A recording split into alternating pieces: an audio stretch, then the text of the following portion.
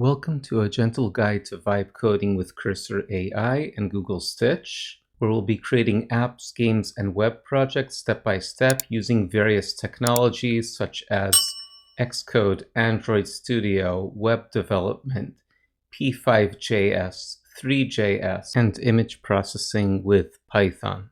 The main goal of the course is to learn how to navigate Cursor AI and learn how to plan a project, create new skills, add documentation, debug, etc. The course was created on the free plan of Cursor, although it wouldn't hurt if you did have the pay plan at some point. You do not need to know how to code to take this course. However, learning a little bit coding while vibe coding can definitely help. Now, without further ado, enjoy the course and have a wonderful day. Cursor is an AI-powered code editor built on top of VS Code. So this means it will look and feel like VS Code. We can import existing VS Code settings, but it has deep AI integration within our coding workflow. So go ahead and download Cursor at cursor.com. Okay, so I clicked on download, drag Cursor into my applications folder, and open up Cursor. It's safe. And here's Cursor. Now, in order to use Cursor, you need to either log in or sign up. I'm going to go through the sign up process quickly. And you can also import your VS Code settings if you are a VS Code user. And customize your experience. And I'm currently going to be using the free plan. So the Pro plan is free for 2 weeks, and I recommend starting free. It is $20 a month for the Pro, which isn't bad, but I think it is better to use free at first unless you prefer Pro. So once you've completed the process and customized your setting, open up Cursor, and of course you can click on Import to import from VS Code. And once you're done importing existing settings from VS Code, click Continue and open up Cursor. So welcome to Cursor, continue. Okay, so let's open up Cursor. I opened the previous project, and this is a Django project that I created in the past in VS Code. So we can see the folder structure. Now it is kind of flipped. I'm used to having the file pane, the project pane on the left. So we can adjust this by changing the layout. So if we go to the upper right hand corner to this little gear symbol, so I see agent sidebar left. Let's change it to right. And this is actually the setup that I'm used to from VS Code, exactly the setup. Closed our tab, so we have kind of a clean view. Let's head over to the chat box and ask a question. I can click on agent. We see agent, plan, debug, ask. So we can ask a question. For example, I see, say, lesson 2 here, world tour. So please explain what world tour does in lesson 2 Django app folder. And we can really use this to learn how to code. So it's reading through our files and giving us an overview of the file name and what it does, etc. In the next lecture, we'll explore the interface of Cursor. Have a great day. So let's quickly run through the user interface of Cursor. So at the top, we have our menu bar, where you can create a new file, run the app, open a terminal, etc. And one important point is the settings option. So if you go to settings, Cursor settings, so in the general section, in the general tab, we can manage our account, upgrade, etc., change some of the views, the shortcuts, etc. And next we have the agents, which offers us many options, including auto run. And sometimes auto run is important if you want to save time. On the other hand, you might have more control if you don't use auto run. Now, if you need to search for something, say you don't know where auto run is, so you can search for auto run and find it here. And we can go to tab. We want white space only, suggestions. Okay, models is very important if you want to select different models, say Opus 4.5. Now we have many models selected. So where do they come into play? So down here in the chat, if I click on auto to switch the model, instead of auto, let's toggle this. And now we can choose the model that we're using. Currently we're using Composer 1. I'm going to leave it on auto. We can add models. Later we'll talk about rules, create new user rules. Another important thing is indexing. We do want our project to be indexed. That way Cursor can work more effectively if it's aware of all files. So we see I have 51 files in this project and it's indexed. We can sync. Okay, wonderful. And of course we have the docs. It's always good to check out the documentation. It will open up the documentation in a browser. Okay, wonderful. We have also tools and MCP, Model Context Protocol. And this essentially lets us connect Cursor to external tools, data, services, etc. So we'll be talking about this later on. Okay, great. Now over here on the left, this left pane is our File Explorer. Initially it was on the right and I changed the layout. So we can see our files and folders here. We can create a new file, create a new folder. If you're familiar with VS Code, this will be very familiar. In the middle here, we have our code editor. Now we can edit this code directly, right? I could add a new line, print something, and we have auto-completion and also just AI suggestions. Another thing we can do is we can select some code and press Command-K on Mac or Control-K on Windows. Now we can say something to the AI. For example, we could say, fix this code if there's an issue, or explain code, or maybe just improve this message because we're printing some message. So improve this is a sending email message, the sending email message. Okay, to be more user friendly, and it's offering some suggestions. Thank you. We will contact you. Message content. Much friendlier than before. Okay.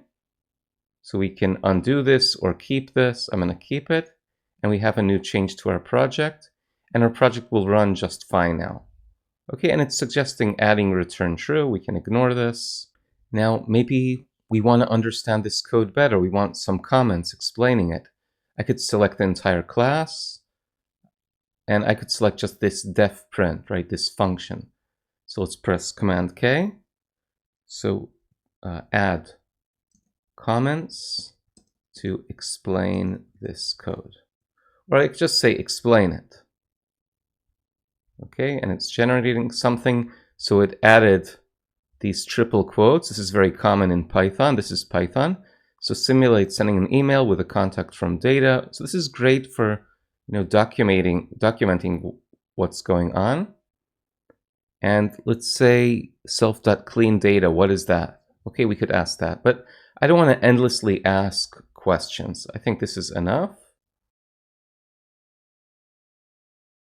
Great, so I've accepted all of these comments, and I didn't have to accept everything. I had an option to deny this with Command N or accept with Command Y. I just clicked on Command Y on the button.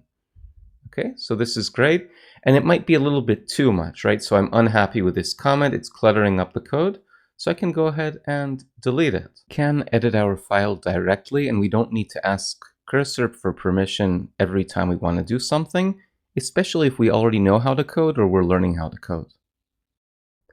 Now, usually there's a terminal at the bottom of the screen. Currently, I don't have one, so I can go up here, click New Terminal, and we have a terminal at the bottom of the screen.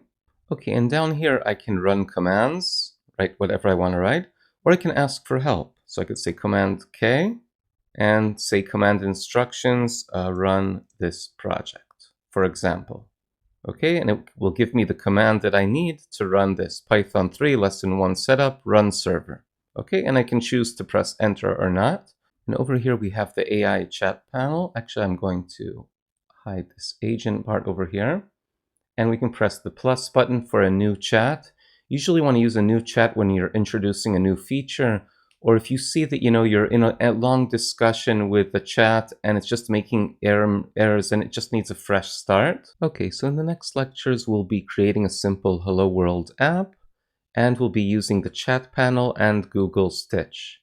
So see you on the other side and have a great day. In this section, we're going to create a Hello World app using Cursor. We will use this app to demonstrate the basics of using Cursor AI. Additionally, for inspiration, we will be using Google Stitch for the design. Enjoy the section, and I wish you a great day. In this lecture, we're going to create a little Hello World project. So let's go to File, New Window, and we can actually close this window first. File, New Window. Okay, open a project. So I'm going to open a project with just an empty folder. So I have Cursor Projects and Hello World. Let's open up Hello World. And we can see the files here, which is pretty boring. Notice that you can toggle the panes up here at the upper right-hand corner of the screen. So I'm toggling the terminal, the agent. Okay, I like this setup. Now, before we proceed, I actually want to go to Google Stitch. And I want to create some kind of design here. So describe your design. So I have a prompt that I actually created in ChatGPT. This will be attached, the prompt will be attached. So create a modern, sleek web page illustration for Hello World app. It should be polished UI, centered main text Hello World in multiple languages, etc. Nice gradients, professional, no logos, cool, futuristic, etc. Press play, or generate, not play. And we'll be able to use this image within Cursor. So we might have to wait some time. So, grab something to eat or drink. I'm going to speed up the video so you don't get bored waiting. I like the second design. So I'm going to go over here, click on More, and Export. Let's save this as a zip file, export. Okay, and I located it in my downloads folder. We have some code and we have the PNG. I only want the PNG. Okay, I don't really want the code. I want Cursor to generate the code. Okay, now we're back in Cursor. I'm actually going to paste in a prompt. Okay, so create a simple Hello World app using HTML, CSS, and JavaScript. Use a clean folder structure with index.html, style, script.js, display Hello World in multiple language, allow switching, images, no frameworks, only vanilla HTML, CSS, JavaScript, add beginner-friendly comments, and we can add an image. Okay, so upload image. So I'm going to upload the image that we just created in Google Stitch. Okay, and let's let it create the app. And within 2 minutes, we get our files, our HTML, JavaScript, and CSS files, including explanations. Okay, and we have files index.html, script.js, style, CSS.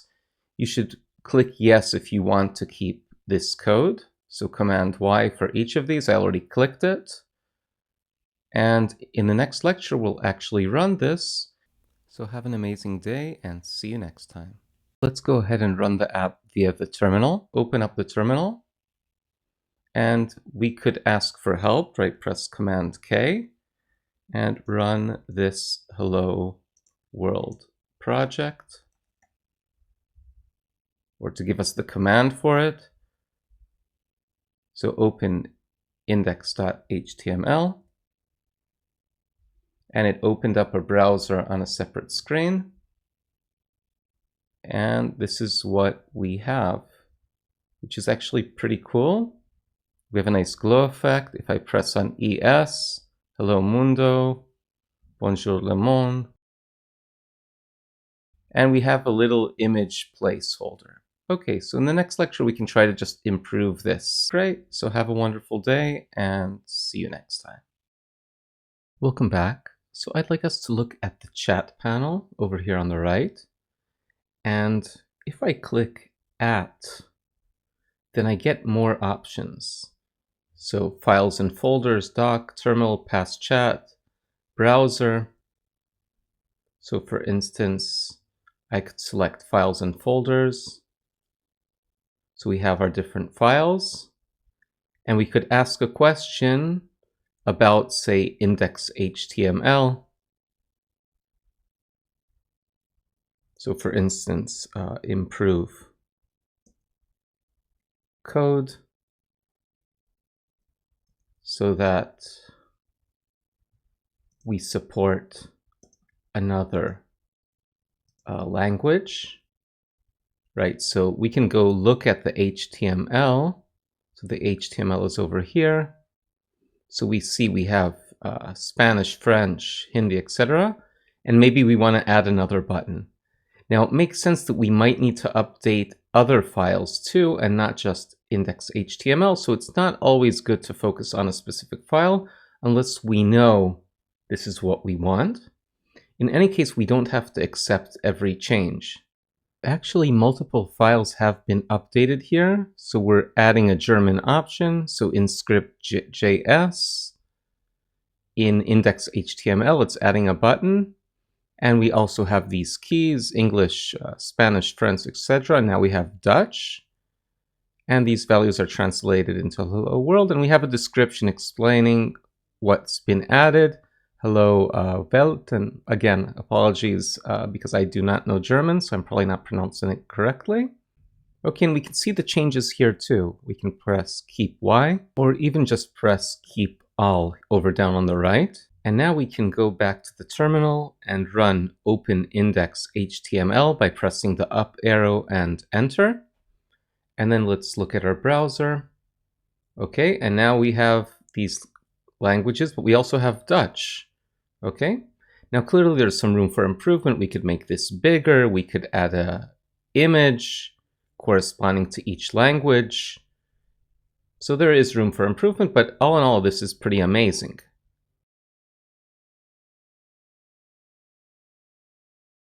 Now we can also examine our modes. So we have agents. So we have agent mode, plan, debug, and ask. So we were using agent now to plan, search, or build anything. And this is the recommended approach. But we might want to ask a question, right? For example, how does this work? How does this app work? And what determines the size of the view in the center of the screen, since it is a bit small? Okay, or I could just keep it simpler. It might be better just to keep it simpler. So I'll walk through how this works. The centered card size, and it can feel small with references to actual lines. So it's telling us where to look, and that's very valuable. So the centered card in the HTML. So I'm in the HTML, index.html, and it tells us to look at line 14. Okay, so we have our app. Okay, and then 41 to 43, if I scroll down, we have greet text. Okay, we see greet text over here. This is the identifier of this section. Okay, and our buttons. The buttons are pretty clear. It tells us about the JavaScript. Set active button. Okay. And script.js, we see the list of languages, set language. So the set language is used to change the greeting. We see new greeting over here. And I can tap on this and it jumps to the code, which is amazing, right? Instead of searching the files, I can tap on this part of the code in the chat, and we get our code over here on the right. Okay, and we could make changes here. Okay, we could make changes if we want to, or we could ask the AI for help. So we have a bunch of constant greetings, and we could make changes on our own, right here, asking, add another language. Okay. Wonderful. And we see set language is English. Okay, set language is English.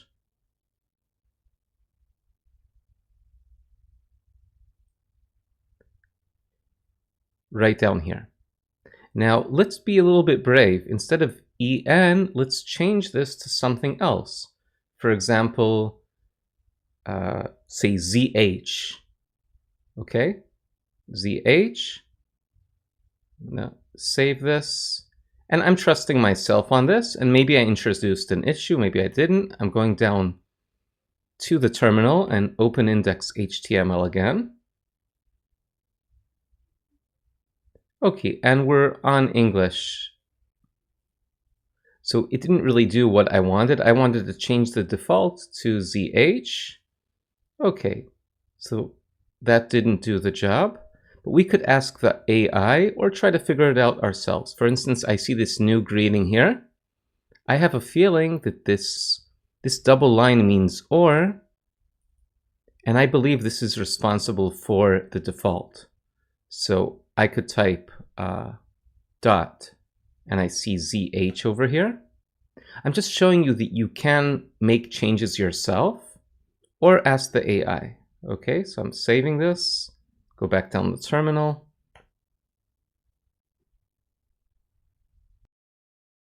And now I just noticed that it is Chinese over here, but not on the menu.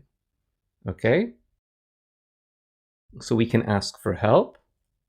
So I'm going to go back to agent, or I could even debug, but there isn't really an issue. There's a logical issue. So I want Chinese to be the default. I've managed to do this on my own, right, without the help of AI, but the buttons are not set to Chinese by default. Please fix this. Okay, so we can run this. So we managed to do a pretty good job on our own. It is by default Chinese, but it's not starting from ZH over here, right? It kind of doesn't make sense. We should be starting from here. And we could go to the buttons and try to figure this out. Okay. So it's updating the files, script.js, and at some point it will tell us where it made the changes, and we can also learn something about the code from that, okay?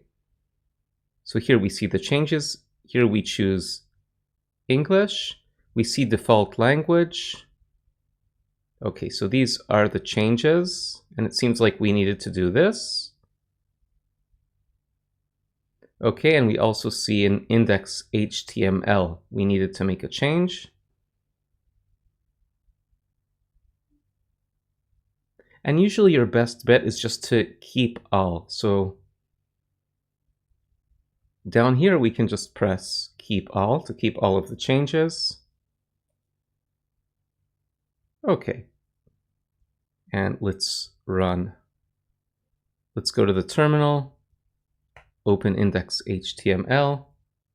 I'll drag this in, and we get Chinese by default. Okay? And we can also use plan mode to get better accuracy when we have more complex tasks. In general, the recommendation is to go with agent. I mainly use agent and ask, and of course debug if we have issues, but I try to make slow and minor iterations to avoid issues. Okay, great. So that's the chat panel. In the next lectures, we'll make some more changes to our app. For example, add an image placeholder, add an image. Great, so have a wonderful day and see you next time. Okay, welcome back. So let's make a couple of changes. So first of all, let's say that I would like the default language to be English instead of Chinese. And I would like the card in the center of the screen to take up more of the screen, or even to take up the full screen with possible padding.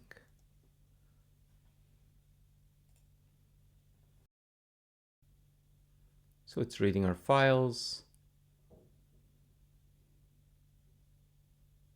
and making updates. So we see over here, and we can learn about our code now, replacing this or greetings.zh with or greetings.en, for instance. And we see alignment stretch. Okay, full screen card. No linter errors, that sounds good. Now at the end, I'm just going to keep everything. But it's nice that we have the option to choose, so we can see where the changes are taking place. Okay, it's changing the active language button to English. Okay, here it's even changing the comment, which is very nice. And instead of a centered card with rounded corners, a full screen card with rounded corners and a subtle shadow. Okay, great. So we can review, undo all, keep all. I want to keep all. Keep all.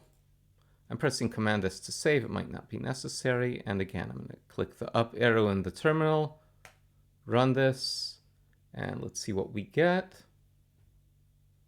Okay, and I'm going to keep it as is. In a sense, I kind of liked it better before. Okay, but I think all in all, it's nice. Great.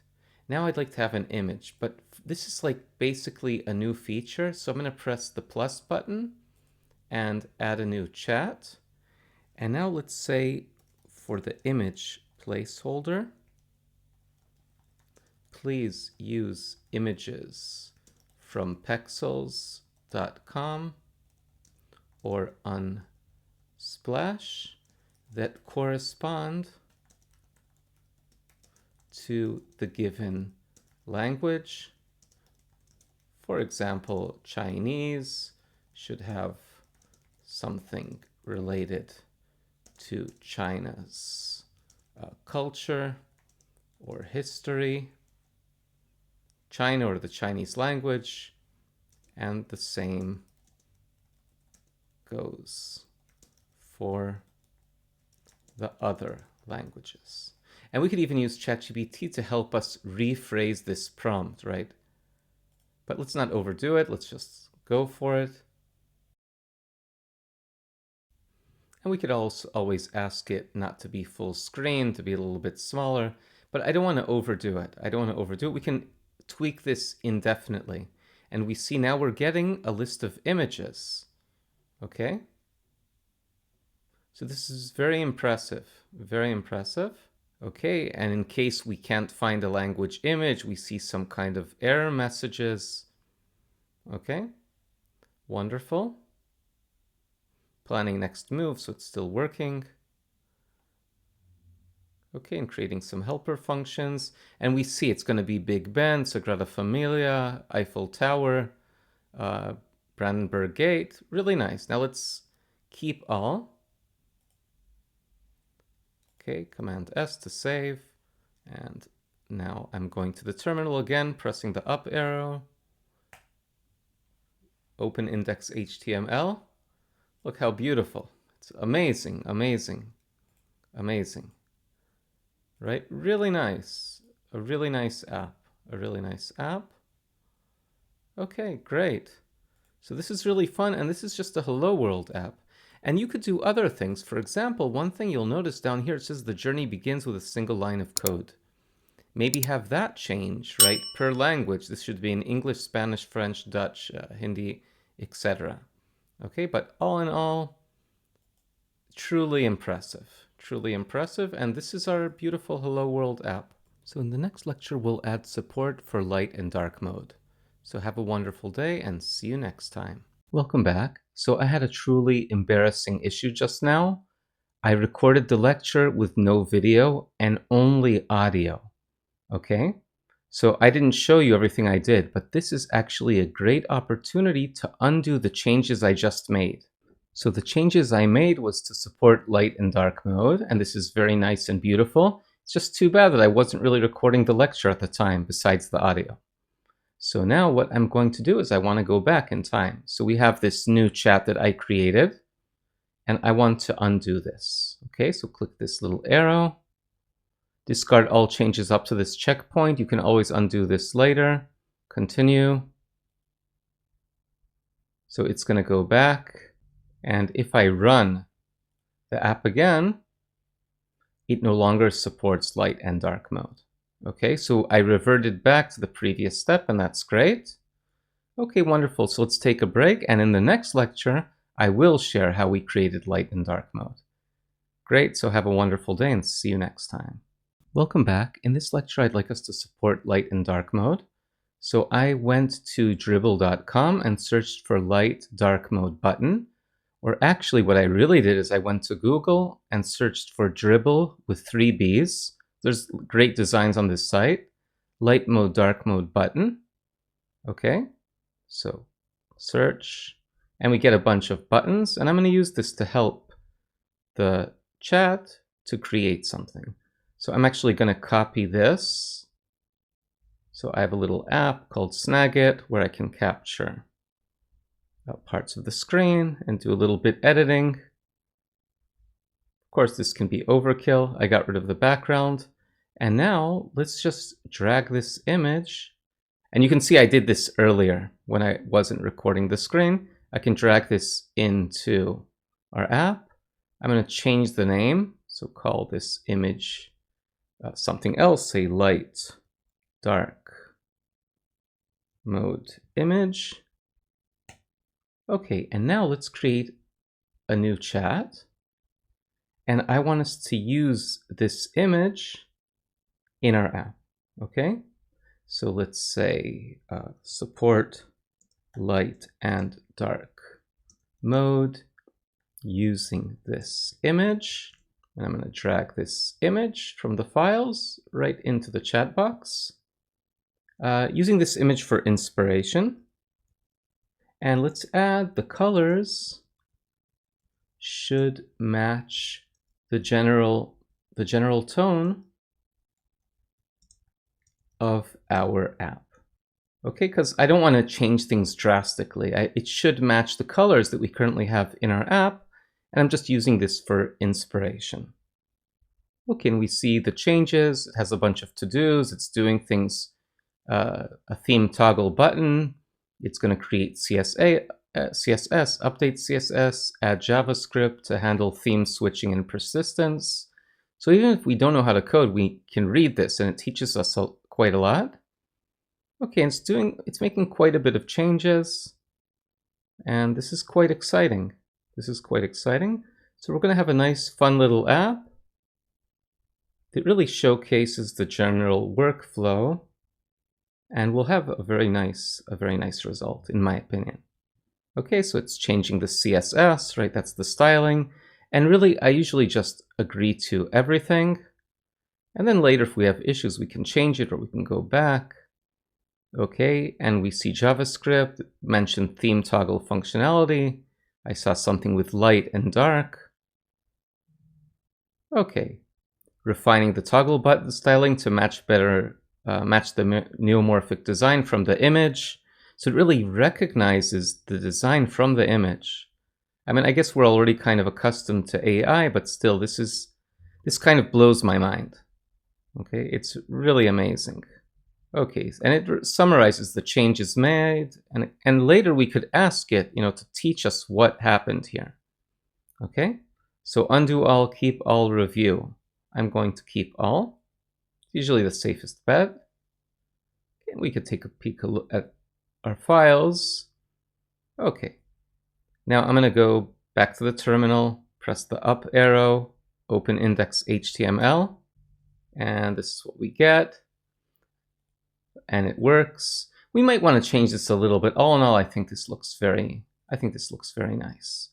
Okay, and it supports these languages and has, these historic places. For example, another nice thought might be for every language, have some random image, right?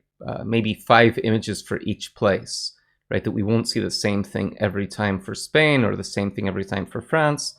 But yeah, my mind is blown away. Great, so that's our web app. In the next section, we're going to create an image processing app using Python with a nice GUI. And in the section after that, we're going to create a mood tracker app in iOS. So we have a lot to look forward to.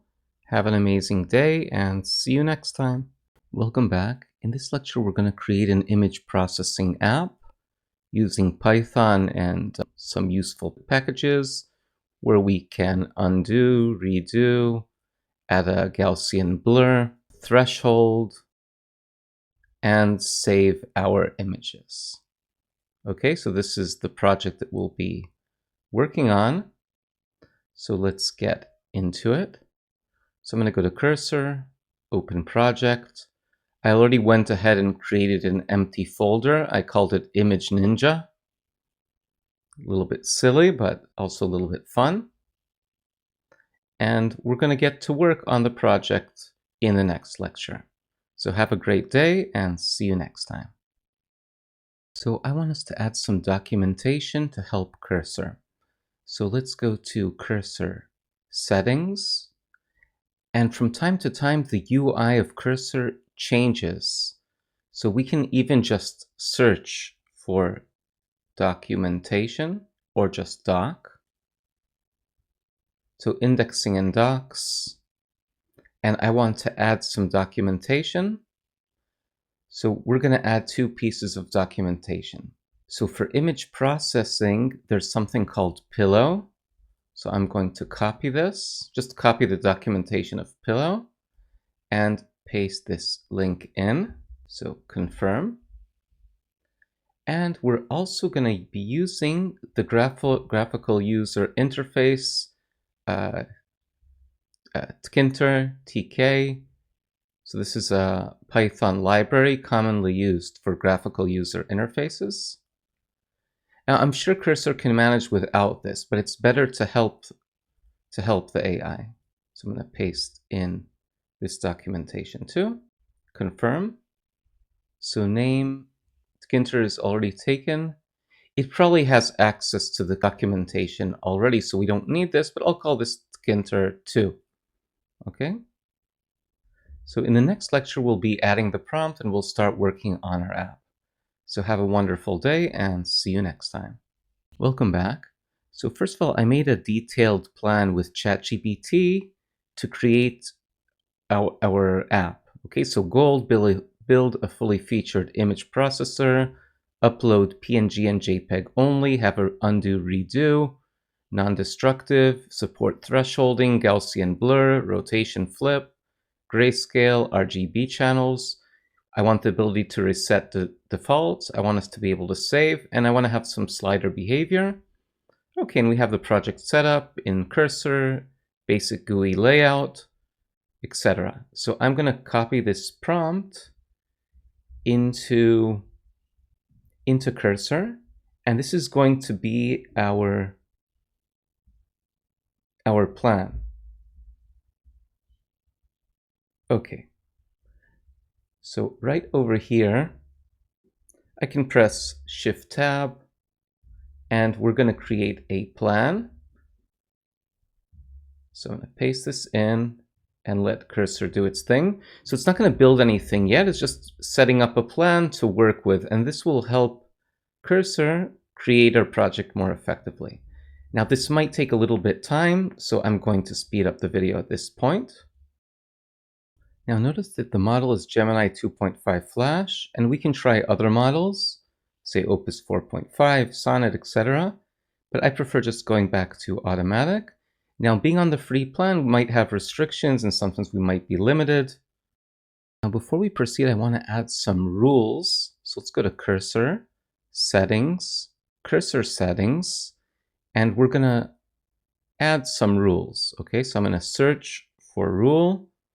Now I can see the rules I could see the rule in the menu below, right? We see rules, skill, sub-agents.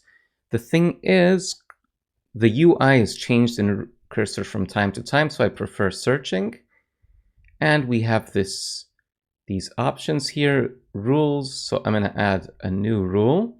So use rules to guide agent behavior, like enforcing best practices or coding standards. Rules can be applied always by file path or manually.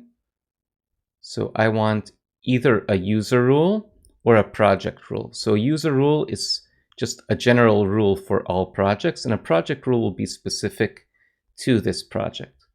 So for example, we could add the following. So write readable modular code, split function components logically, use descriptive names for variables and UI elements. Okay, add comments explaining non-obvious logic, especially for complex UI, follow consistent styling, avoid hard-coded values, use constants and variables. This is all very reasonable. Okay. So that's a user rule. Now I can create another rule, a project rule specific to this project. So let's say UI specific rules. Okay, so let's say I'm going to call this UI specific rules. Paste this in. Okay, and let's quickly go through this. So add labels and accessibility info for all input elements, include layout management, use padding and margins for better visuals so things won't be too tight, include default states for empty text fields, placeholder images, etc., color and fonts. Okay, and done. So these are our rules. Okay, so I'm going to quit the cursor settings, and for the agent, I'm actually going to choose Gemini 2.5 Flash. I decided to go back to that. In the next lecture, we'll go ahead and build the project. Okay, welcome back. So now let's build our project. So build the image processing project. Okay, and I'm on Gemini 2.5 Flash, and you can try other models. Again, I had some limitations because I'm currently on the free plan. Okay, so we're going to let it do its thing, and I'm going to keep the changes. So I'm pressing keep, and we have our project. Okay, it looks nice. Great. So let's take a break, and in the next lecture, we'll work on actually running the project. But it is a good sign. I don't see any squiggly lines here. It's looking good. Great.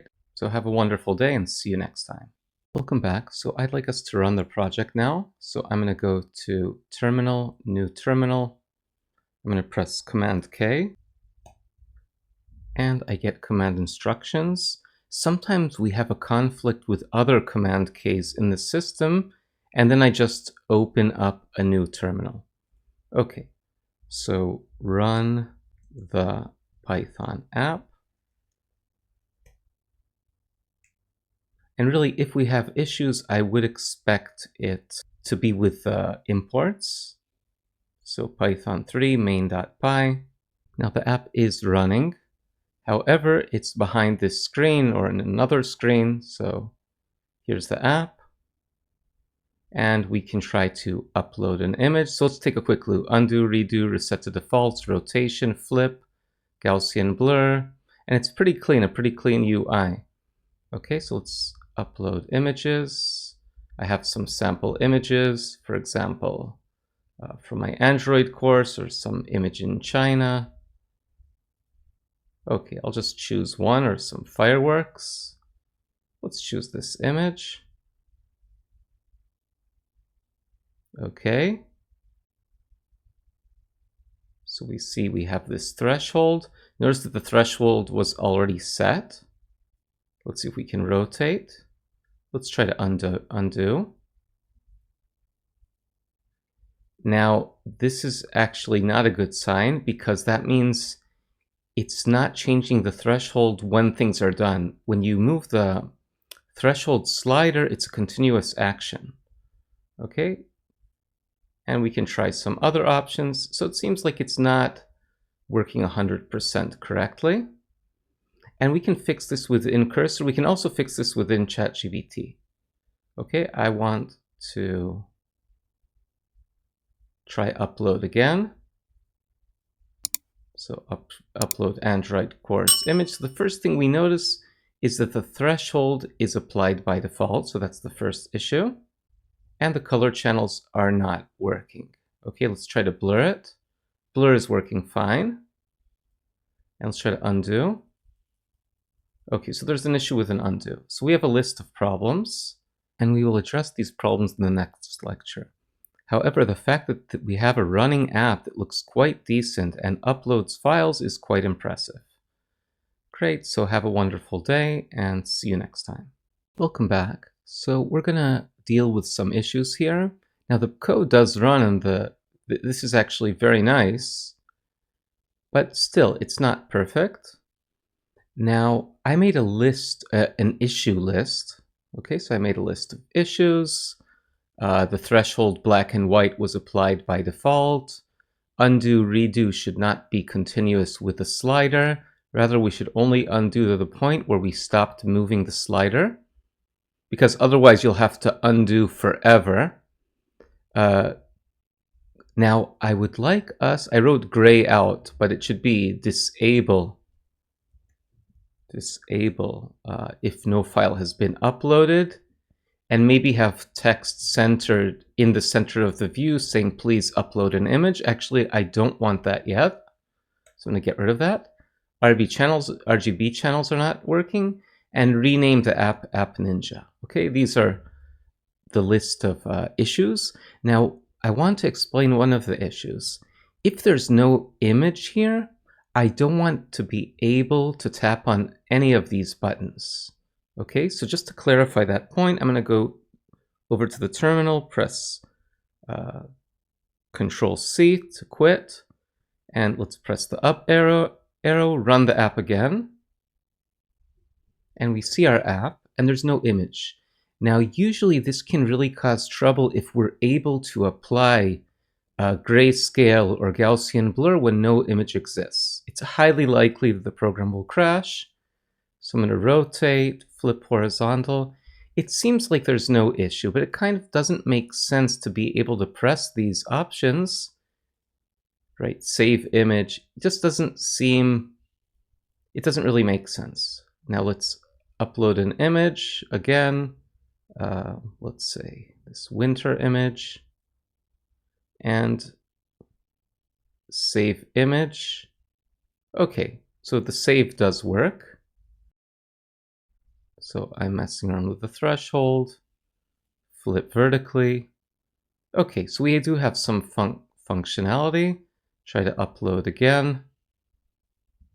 Okay, great. So I will quit this.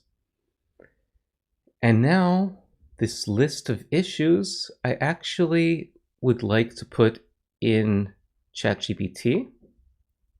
And let's say rephrase these issues for cursor AI. Okay, it might be overkill to do this, but it doesn't hurt. Great. So I'm going to copy this. And we could actually, since we only have one file, actually debug this from ChatGPT, but we're in Cursor, so I'm going to go to Cursor and add these. And we'll let Cursor do its thing. Sometimes I will really actually debug in ChatGPT, especially if we only have one file, like this is a one-file project. So rename the app to App Ninja, and we could have found this ourselves, right? You see, rename it to Image Ninja. So it says Image Magic, instead Image Ninja. Okay, I've renamed it. Okay, and we have some setting the threshold. So initially it was set to 128, and now it's being set to 0 by default. So that means we're not really applying anything yet. Okay, so it's making a bunch of updates.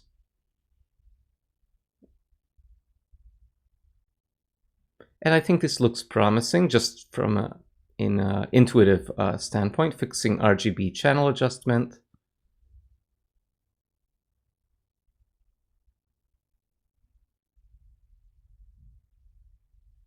Okay, we see some changes to the image involving RGB. Okay, review. No, I'm going to keep. Okay, so I'm keeping the changes. I'll press Command S to save just to be on the safe side. And now press the up arrow, Python 3 main.py. Indentation error on line 224. I can Command click, and this seems to be off.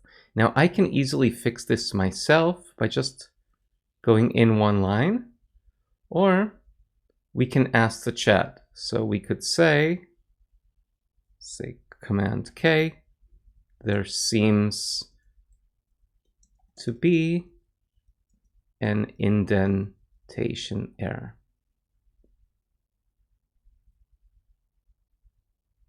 Okay, and this was an obvious fix. It's good over time to start dealing with the code on our own. It seems like I did not apply the fix, so let's fix that indentation error. Okay, run it again. So now we do have issues. Okay, and we can paste this in, but before really, so we do not have self.create widgets. Okay, so I'm going to paste this error message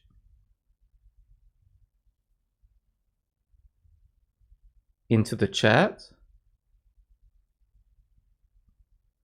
So create widgets doesn't exist. Okay, and it must have changed some names.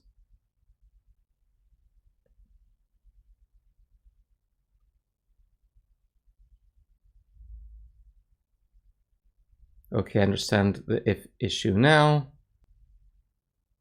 Okay, so we see some changes being applied.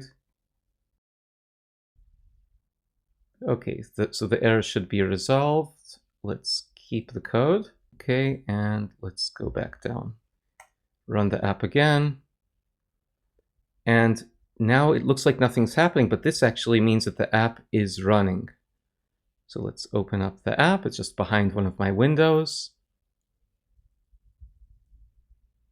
Okay, so first of all, it says Image Ninja. And what's one really good thing about that? You know, we might be afraid that we're running an older version of the app. And if it was an older version, it would say whatever was there before, right? Image Magic. Okay, now these are grayed out as I wanted. I can't move the sliders. The buttons do not respond. So that's good. Save image doesn't respond. Upload image is the only thing that does respond, and that's what I want. Okay, so we can grab, say, this image. Okay, and the threshold again is being applied completely, so that's not good. So the threshold was set to 0, so that it's just white. Can I blur this? Yeah. Can I reset to defaults? Yes.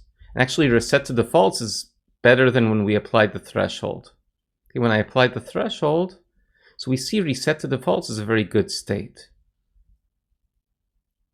I want to reset to defaults, try red channel, green channel. So the RGB doesn't work. And reset to defaults, rotate. Yeah, so the threshold is definitely causing issues. I can do a bunch of undos, but let's quit the app, run it again. It seems like the undo redo is fine now. So again, let's upload an image. Okay, say this image. Can't see anything. But if I reset to defaults, I'll see the image the way I would expect to see it.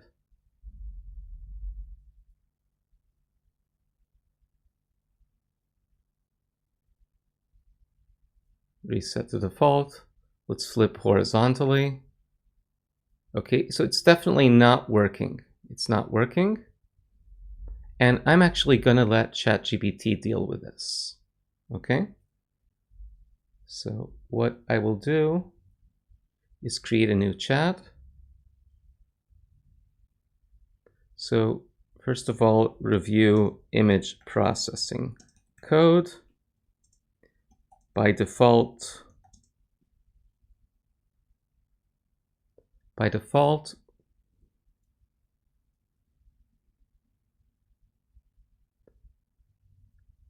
threshold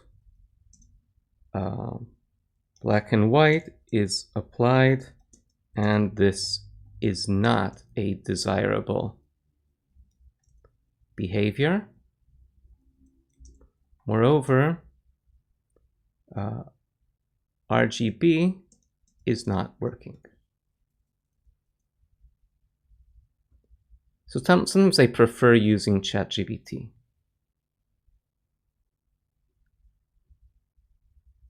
Okay, and it tells us that we have some default value, but apply all effects is kind of messing things up. So it always converts our image to grayscale. Okay, and it suggests some fix. So it's telling us the threshold before the color is messing things up. So it seems like the threshold is the main issue in the app. Okay. So rewrite entire code base. Okay, great. So I'm going to copy this code and paste this in to our app. Down here, I'm going to quit. So Control C, Python 3 main.py. And the app is running. So let's see the app. Okay, so we have Image Ninja. Things are faded out. Upload image. Okay, so I'll upload this image. Okay, this looks a lot better. Let's apply the threshold. Threshold's doing nothing. Let's apply Gaussian blur. Gaussian blur works. Let's undo. Okay. When I apply the threshold again, undo. The slider jumps back. Red channel, green, blue works great. Click on RGB, grayscale. When I'm on grayscale, the threshold actually works fine. Red channel. Okay. Reset to defaults. Okay, but it looks nice. It looks nice. So let's go to grayscale. And when we go to grayscale, the threshold applies. So actually, I think this effect is nice. Okay, I think this is nice. Gaussian blur, grayscale, flip horizontally, save image. Okay, so this is Android course, and let's say black and white, BW. Okay. Let's upload another image. Say Sucho. Take the blue channel, green. The green's kind of cool. Okay, rotate it. It's not that beautiful rotating. Now let's do undo. 1, 2, 3, 4. Undo again. Okay, really nice. So it's redo. Great, great, great job. Undo, undo. Let's save this. And we could ask it to add some hotkeys. So this is Sucho. And let's say, I don't know, green. Wonderful. You've used extension JPEG, the standard. I'm just going to use whatever we had there. I'm using JPEG. Okay, wonderful. Upload image again. And I actually want to go to my downloads folder, and there's a reason for this. In the current folder that we're looking at, we only see images, but I want to make sure, and we actually see it right here, that other file types, such as zip, blend, PDF, are not accessible. And That's exactly the case. If I go to Downloads folder, I can't access these files. And that's exactly what I want. Okay, so we have a very cute image processing app. All in all, I think the functionality is very nice. We could extend the functionality further. For example, I actually have a Python course that we do image processing, so I could literally copy image processing code from the Python course to this code base and try to ask for a new feature.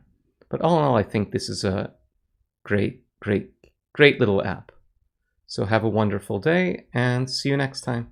In this section, we're going to create a cool mood tracker app with a splash screen that uses charts. It persists data using Swift data. So this is actually a fairly complex app, very interesting. And this will use Cursor, this will use Xcode, Google Stitch. Now for Xcode, you will need a Mac. This is the only section that requires a Mac. Even if you don't have a Mac, I think you will benefit from going through this section. So have a wonderful day and see you on the other side. Welcome back. So now let's create a mood app, a mood tracker app. So create a design for a mood tracker app using emojis and charts. This should be a prompt for a clean design for Google Stitch. So I'm going to copy this prompt, design a clean, modern mood tracker app interface for mobile. I copied this. Let's go to Google Stitch. Describe your design. So I'm describing it. And let's let it do its thing.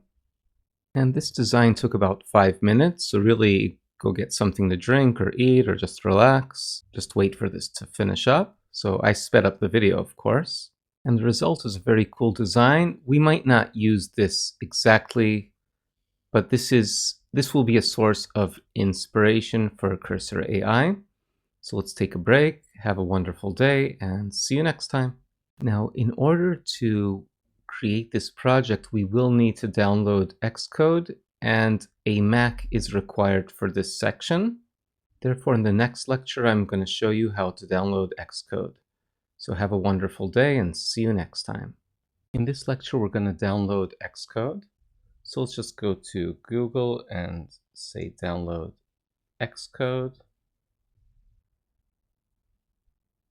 And click right here on Xcode. And now we have download, and there's two options, Xcode betas or Xcode. I'm going to go to Xcode, Open App Store. So we'll click on Open App Store. And we have the app. We can actually look at version history, or we can look over here and we see Xcode 26 includes Swift 6.2, etc. So Xcode 26 is no longer in beta. So you can download Xcode 26. If your computer cannot run Xcode 26 and you can only run Xcode 16.4, that will be fine for the large majority of the course. However, when you will be able to download Xcode 26, that will be useful for the sections that are labeled Xcode 26. Okay, wonderful. So let's click on this download button. But you should be fine if you can't run Xcode 26 just yet. Really, it's no problem at all. And if you have any issues, then please contact me in the course Q&A. Okay, now it's downloading. I'm going to speed up the video so you don't get bored. Okay, wonderful. So it's done downloading. Let's click open. Okay, Mac OS, iOS. You don't need to install watchOS and tvOS. Vision OS, it's not necessary. I'm going to download it. I will be adding parts of the course that focus on Vision OS, but almost all of the course doesn't touch this. So if you want to save memory, this is 9 GB. That's quite large. Okay, and I already have predictive code completion installed. I'm not a big fan of it because sometimes it's a little bit frustrating. And down here I have an option for delete older betas, and I do have several older betas. So I'm going to select this, but if you have no older betas, there's no reason to select this. Okay, so download and install. And this too can take some time, so I will speed things up so you won't get bored. I'm going to enter my password, install software. Now note that if you do not download this now, or you see this is queued, you can always download it within Xcode. But the iOS 26 simulator is important, so I do want to download it. And I also want to have the Vision OS simulator, although that's not crucial at the moment. And on my second screen, I see this window, what's new in Xcode, continue. Okay, so we can already open up Xcode. So I'm on Xcode version 26, and there no longer is a beta in the description. Okay, so I'll let this continue to work, and we'll create our first app. And if all went well when you open Xcode, be it Xcode 26 or Xcode 16, you'll see this screen. You can create a new project. Now, if you do not see this screen, you can press, and you're in Xcode, you can press Command-Shift-1 and this screen will pop up. In the next lecture, we'll create our first project. So have an amazing day and see you next time. Okay, welcome back. So I'm going to Xcode. If you do not see this screen in Xcode, you can press Command-Shift-1 and I'm going to click on Create New Project. And now we see up here multi-platform app. So select multi-platform app. We'll be focusing on mobile, but we want to have the option to extend this if we choose to. So multi-platform app, next, and I'm going to call this mood tracker. So mood tracker. Team run organization identifier com.run errors. You can do com. Whatever you want, but it's very common to write com. Something. Testing nothing, storage nothing. We could choose Swift data, but I'm not going to choose that. We want our AI to build everything for us. Plus, this usually creates a lot of boilerplate. So none for testing, none for storage. Next, so we need to store this somewhere on our computer. So I have a folder for iOS programming, create. So the first thing you want to do is make sure you're on a simulator. Here I see Ron's iPad. Sometimes you'll see my Mac, but I'm going to scroll down and go to some iPhone. In this case, iPhone 16e, but you can choose any iPhone you like. Okay, and we see a view. This is called a content view. We should wait a moment for the preview to update. So sometimes this takes a little bit time the first time you open the app, and we see hello world.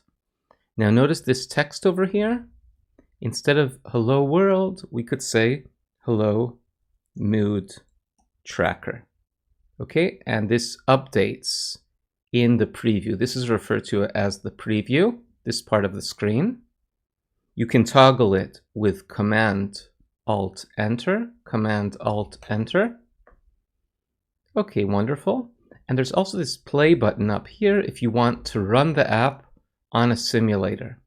Okay, or you could even connect an iPhone to your computer and run it on your iPhone. So if I press play, you'll see the simulator. It does take a little bit time, and usually it appears in a different window. Okay, and we see hello mood tracker. Wonderful, so we've created the app. In the next lecture, we'll connect this to Cursor. So have a wonderful day and see you next time. Welcome back. So in this lecture, I'd like us to be able to open up Cursor from the terminal, okay? Because this is not necessarily the default behavior. So I'm going to type Cursor in the terminal. Now, by default, this won't work, but I already have Cursor set up. So I want you to be able to do this.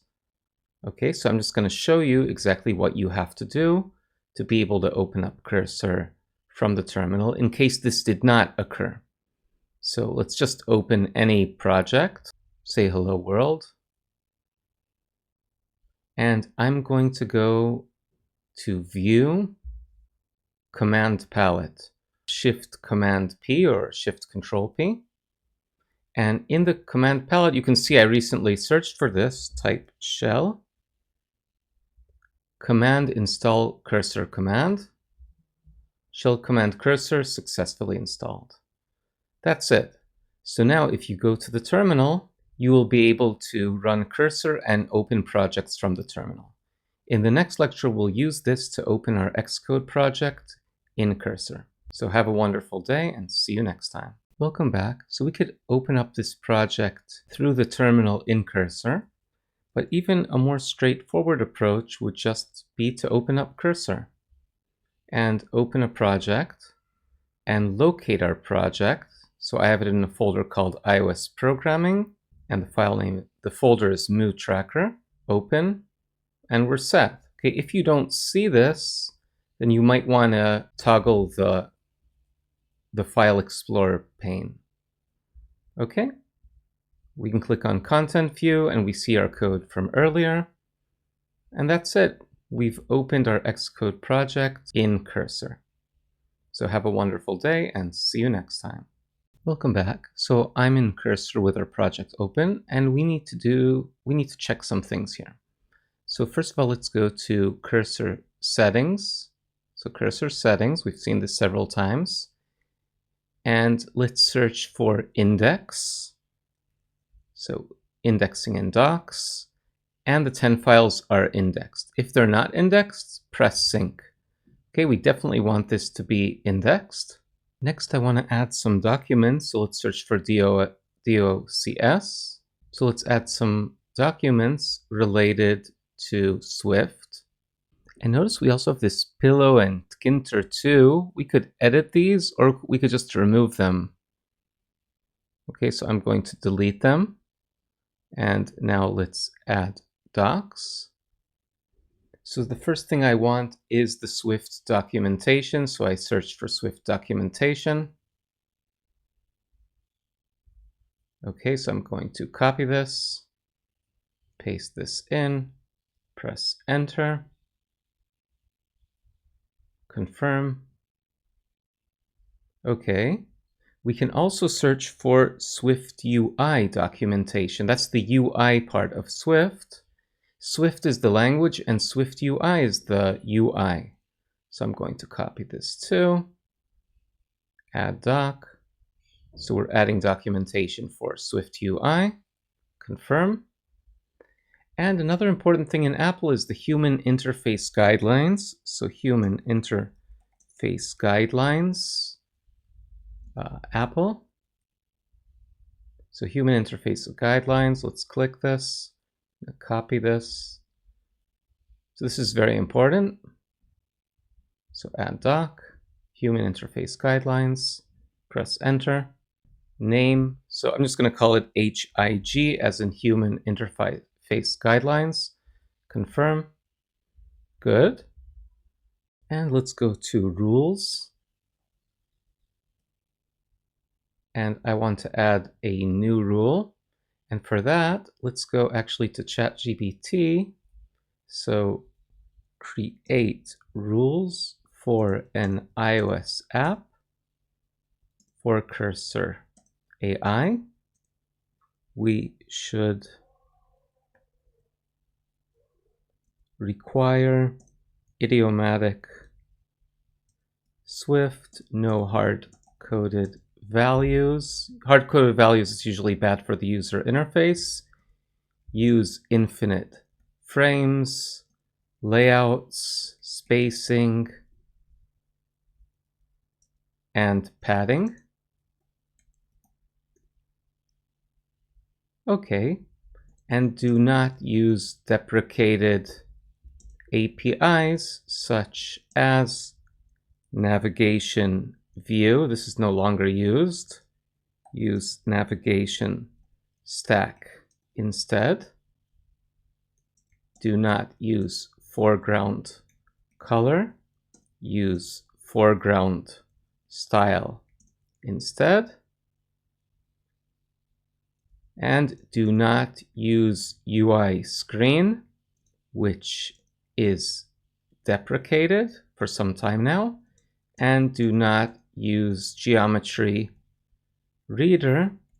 Geometry reader is not deprecated, but it is inefficient because it is inefficient. Add any other rule that would help Cursor AI create a clean app which is bug free. Okay, so here's a comprehensive set of rules.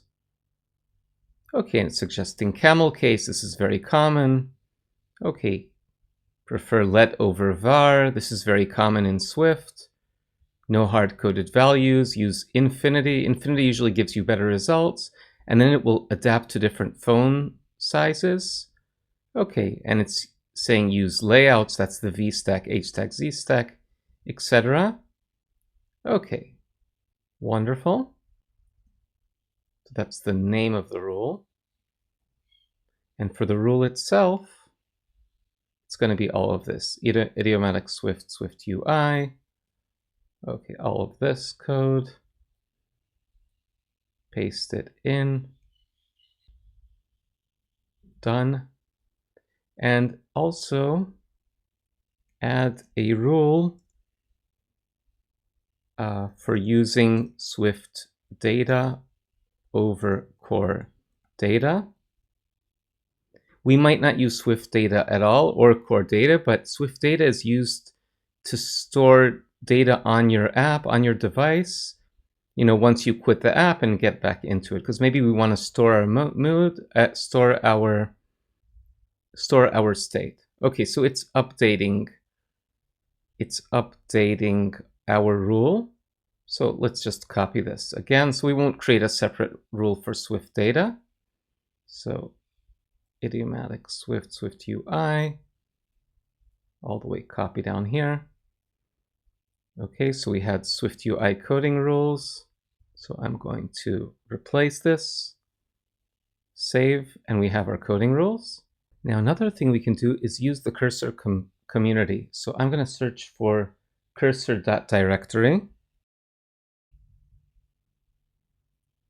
Wonderful. And type in Swift, and we have examples of cursor rules. So for example, I could copy these rules over here. Swift UI simple cursor rules, copy.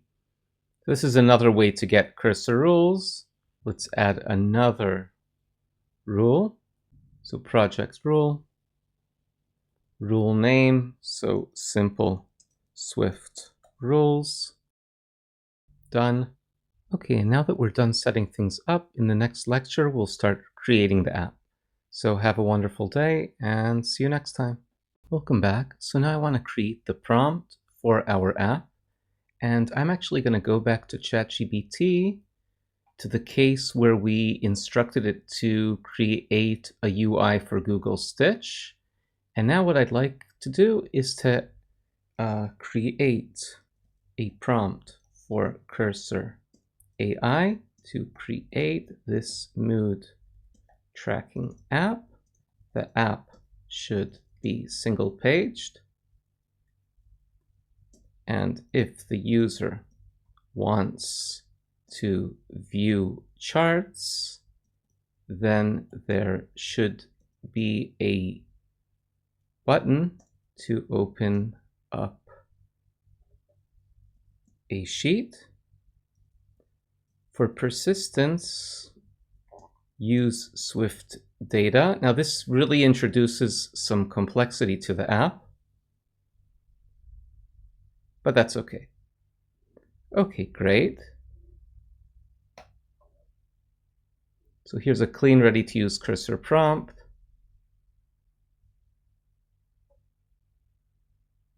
Okay. So this is the prompt for plan mode. So I'm going to copy this Let's go Shift Tab to plan mode, paste this in, and run it. And in the meantime, I'll go back to ChatGPT, prompt for cursor in build mode after plan mode. So I am going to copy this. And I will await your confirmation of the plan and any answers to clarify the questions. So in plan mode, we might be asked certain questions to help the cursor out.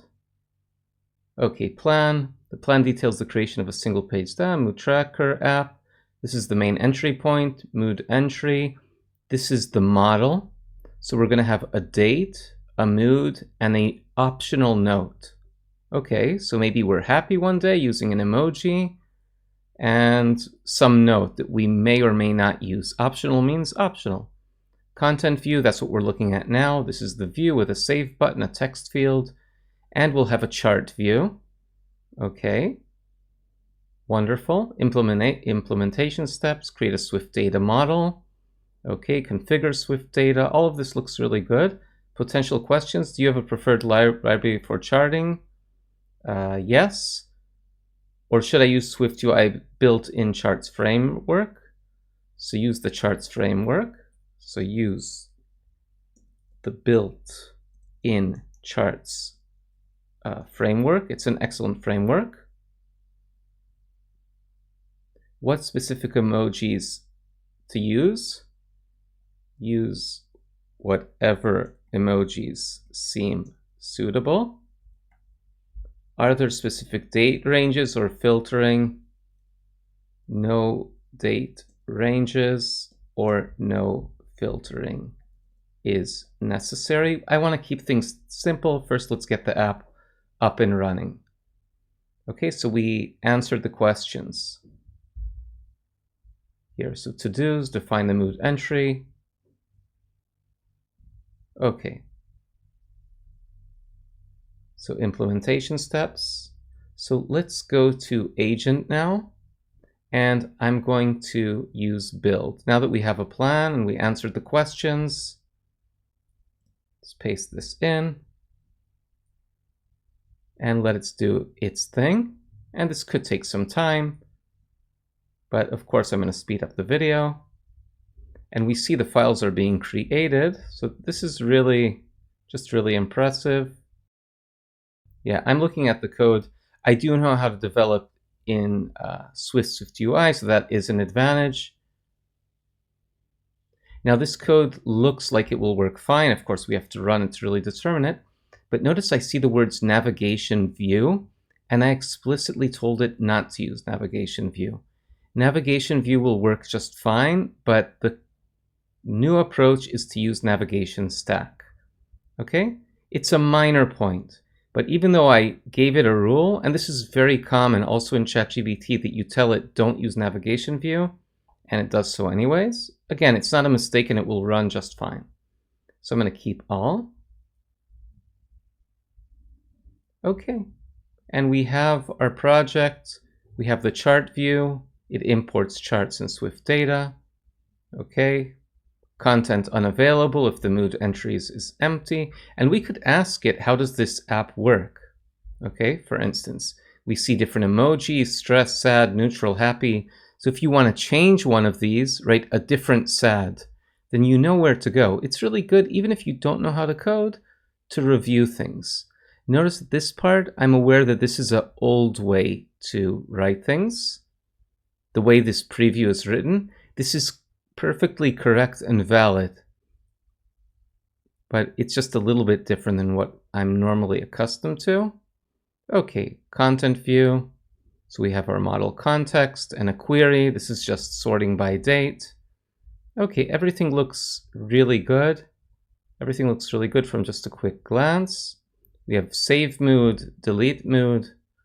Okay, and this is actually deleting and inserting into a new mood entry into our database. This is the entry point of the app, and this is a very important line of code, and it's very nice that it actually used this. Import Swift data and the mood entry.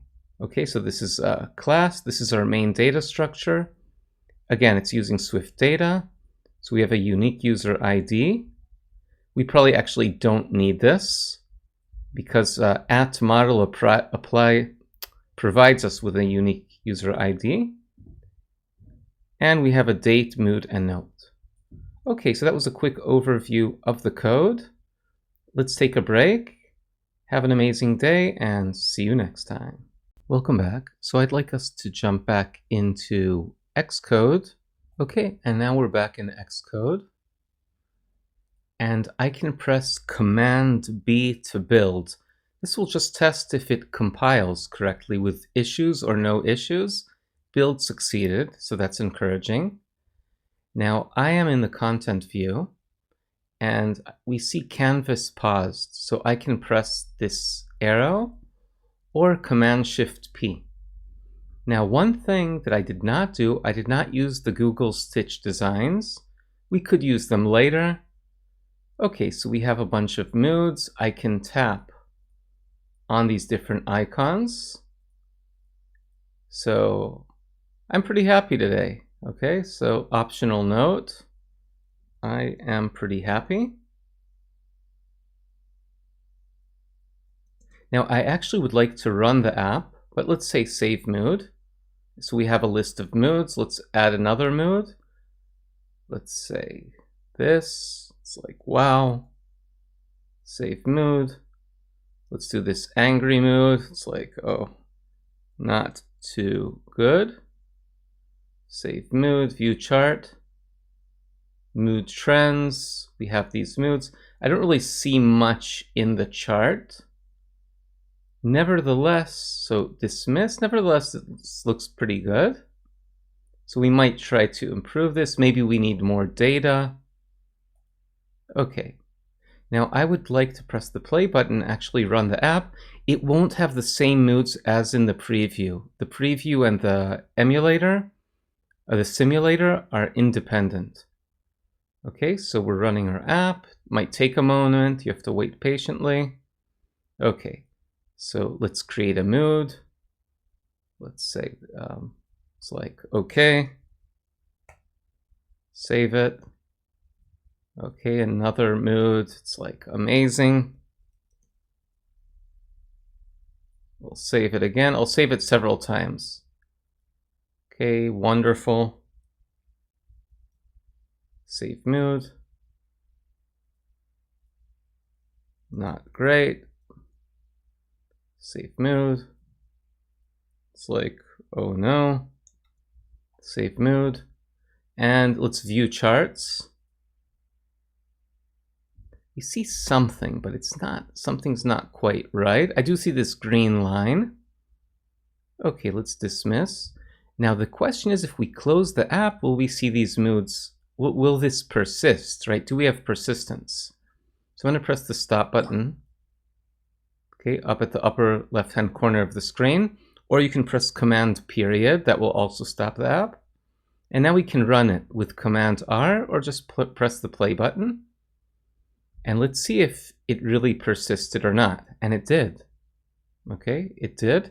And notice if I left swipe, I can delete a mood, right? Suppose I don't like this mood over here. So delete it. And the OK mood, let's delete that. Now it's misleading. Sometimes you think you delete something, but you didn't.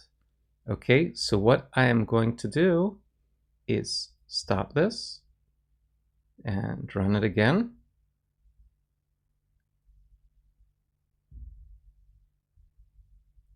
Okay, and it did persist, I believe. Let's get rid of the oh, not great, and the oh no. Again, I'm going to quit this, so I'm going to press Command period, or press the stop button. Run this again.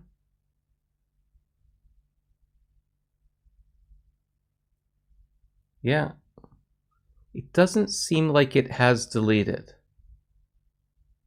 Unless I had oh no more than once, I'm kind of losing track. Let's try to delete everything.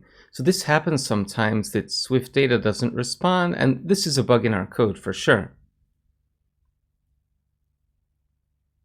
So quit the app, Run it again, press play, and all the moods are still here. So we're able to add moods, but we cannot delete moods. And there's something off with the charts. Okay, so let's take a quick break. In the next lectures, we will deal with this. So have a wonderful day and see you next time. Okay, so in this lecture, I would like to debug the delete functionality.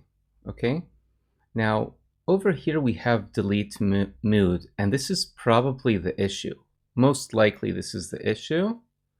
We have save mood, delete mood, and we could pass this into ChatGPT. We could go back to cursor. Okay, but this is most probably the issue. So I'm going to go back to cursor, and let's select debug mode. So, and we can say that the app is persisting successfully. However, delete does not actually remove a mood entry from the database. I suspect that the issue is, and we don't have to tell it what we suspect, but I suspect it's in the delete mood function. It is in the delete mood function, and I can even copy the function.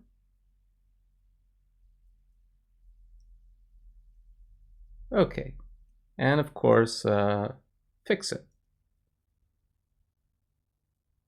And again, this is something I would probably do even with ChatGPT. I would paste this whole content view into ChatGPT, but I want us to, do this in Cursor AI.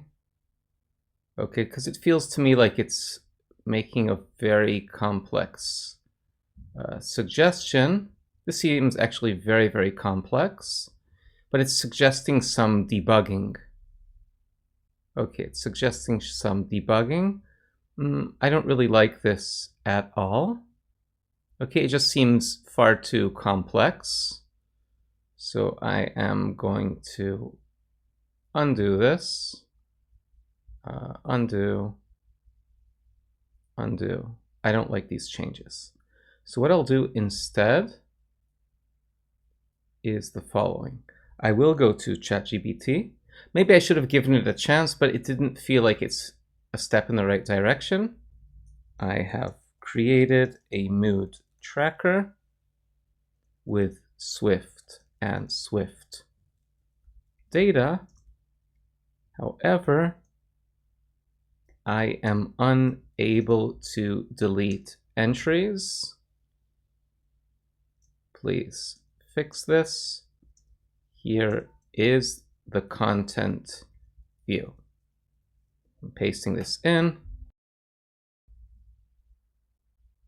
Okay, so the issue on delete expects a function, and it says it's a one-line change, and it suggests an animation and a toolbar, an edit button, and it also suggests to refactor with navigation stack. So I have my doubts. About this. So let's just say update entire file with delete fixed and use navigation stack as you suggested. Okay. And it also suggested an edit button. That would be nice, but I really want to fix the delete issue first before making any, cosmetic changes here. And I'm not entirely confident that its suggestion will work. I actually have my doubts. I don't think this will resolve the issue because it really hasn't made a meaningful change over here. So let's go back to even to Xcode, or we can paste it in here. Let's do it in Cursor. I paste in the changes in Cursor. We can go to Xcode. Okay, and I believe, let's see, we see a navigation stack, so it's clear that it did make the update. the recent update. I'm going to stop this and run it. Okay, and I really think the delete mood is the problem. So we have all these moods here. Let's just start deleting, delete, delete, delete, delete, delete, and delete. Delete all of these. We only have one mood left. Now I'm going to stop the app and run it. And this is what I actually expected. It did not resolve the issue. As I suspected, this did not resolve the issue. How about adding a try save? Okay, so this is a very common issue in Swift data, and sometimes you need to force it to save the changes. Okay? And I really am concerned with the delete. Now this might be a Swift data bug, but I'm really interested in the delete. You see this try model context save, that's what's missing. Okay? I'm actually going to copy this, or we could copy this entire delete mood function, or we could copy everything. Okay, we could copy everything here. I'll copy everything. Now, why would I not copy everything? Because I know I'm familiar with iOS development, right? I have a solid background. But if I don't have a solid background, maybe we just want to copy all of the code and paste it in to Xcode. Okay. And now let's run this. Press play. Okay, and again, I'm going to delete a bunch of moods. I'll delete enough moods so I'll remember, it looks like it's deleting, but this is a very common issue that it's just deleting in the UI, but maybe the data is still in the database. And I think now that we added the save, the delete will take place. And this is an odd issue because it's supposed to delete. Okay, wonderful. So it works. Now view charts is not going to be so great. Dismissed, dismissed. And notice we have this edit button here. Okay, so that's all right. Okay, I don't know if we really need that edit button, but we'll let it be. Okay, click OK. So we're done. So let's take a break, and in the next lecture we'll work on fixing up the chart because the chart is not looking very nice. This is actually very nice, this part. If we have no data, we have a very nice view. Great, so have an amazing day and see you next time. Welcome back. So now I want us to deal with the issue of the chart. So I'm going to go to the chart view and I'm going to actually look at the code. Okay, so we have the chart view, we have this navigation view, and we already mentioned that we want a navigation stack. So I'm going to change this to the word stack. Text mood trends. And we see this right here. Now, we see mood trends and mood history. We could get rid of this mood trends together with the font and the padding and then the preview updates, or we could put it back. Now, I'm just trying to understand the code. So if the mood entries is empty, then display no mood data with some image. That's currently what we see. Otherwise, and notice this is the preview, it doesn't really represent the simulator. We have some kind of chart, and down here something about the y-axis. Okay, and some dismiss button. Now the key point here is the chart, and we iterate over the mood entries, and we create something called a line mark. Now I know that there's a bar mark. And now I'm pressing Alt and question mark. Alt and clicking. So we have creating a chart using Swift UI charts. We have some example code. I'm scrolling down. Let's scroll down. Open in developer documentation. That's what I want to show you. Okay, so we have line mark, and soon you'll see what I really want to show you. Now, I'm not going to read all of this, but you see on the left here, you see there's line mark, there's point mark, there's rectangle mark, there's bar mark. And these are all very similar, and it's worth trying these out. And I'm going to go with bar mark. So really, the only thing I'm going to do is instead of line mark, I'm just going to change this to BAR, bar mark. That's it. 3 letters. And now let's stop the app, run it, and this will make a major difference. So this is an example of trying to resolve an issue just on our own. Okay, so first of all, if I view in charts, we don't have any data, so there's no mood data. Okay, so that's not really helpful. But now I can start saving moods, right? Selecting a few options. Okay, and now view chart. And we do get something. Okay, we do get something. Maybe it's not amazing. It's not amazing, but it is something. Okay? And we might want to use ChatGPT to improve this. So let's look at our data. Okay. So we have some happy faces. We have these neutral faces. So let's get rid of one of the neutral faces, view charts. Now we have 3 green bars. Dismiss. Another neutral face I'm going to get rid of. View charts. Get rid of another one. View charts. Okay, actually got rid of the blue mark. Yeah, the blue is the neutral face. Now I see it now down here. Okay. So what do we want? So we see for each emoji we're getting a bar, and that's not exactly what we want, right? If I have this angry face and I save this like so many times, right? I just added so many angry faces. This is going to look horrific, right? So view in charts. So we get this thick bar over here, but it's actually many bars side by side. So what we want to do is accumulate per emoji. Okay, per emoji. Now we see the date is entry.date. So what I will do is really go to ChatGPT or Cursor AI, whatever, and I'm going to copy all of this. And what I want us to do is improve the bar chart. And we should accumulate per emoji.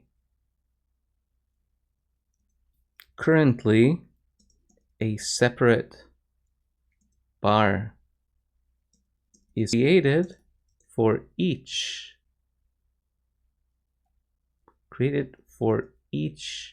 emoji, even if it is repeated. I'm going to paste this code in, and before we run it, I do want to look a little bit closer. So we have these mood entries. I want to command click on mood entries. Mood entries are of type mood entry. So I'm going to command click on mood entry. And this model data will also be important. So I'm going to pass that into ChatGPT. So for context, here is the model data. And again, I could do this in Cursor, but sometimes I prefer ChatGPT. You're right, the current chart is treating each entry as its own bar, which makes sense for time series, but not for distribution frequency. 1 bar per emoji. Okay.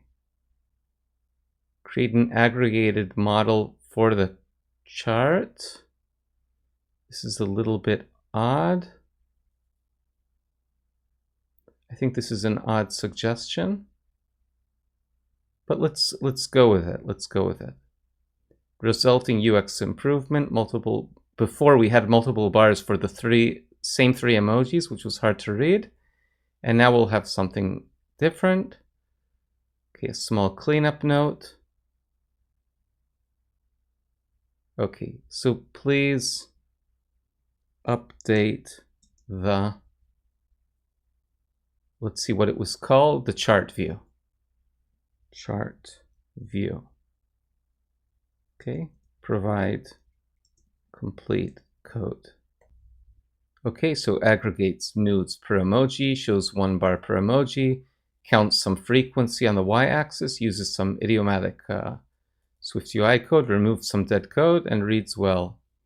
Okay, so I think that's great. Of course, we need to test it out, so I'm going to copy the code. And one thing really important to notice, we need to scroll up. You see we have this Swift UI chart Swift data, the imports. Sometimes it will not provide this. And let's scroll down. Yeah, we have a preview over here. Sometimes it doesn't display the preview either. So it gave us everything. So I'm going to copy the code. And that means I can go back to the chart view and just delete everything and paste. Okay. And now let's stop the app and rerun it and see the result. If the chart looks any better. So view charts. This looks much better. Okay, this looks much better. Beautiful. Welcome back. Now in this lecture, I'd like us to add a pie chart. I think it would be very nice to have a pie chart, and I think it would be really suitable. So I'm going to copy this code, and let's go to ChatGPT again, and I'm going to continue the previous discussion because really the context makes sense. So what I'm going to do is the following. So add a pie chart below the bar chart. You can use a scroll view because it might not fit. And yeah, create a nice clean UI. Paste that in there.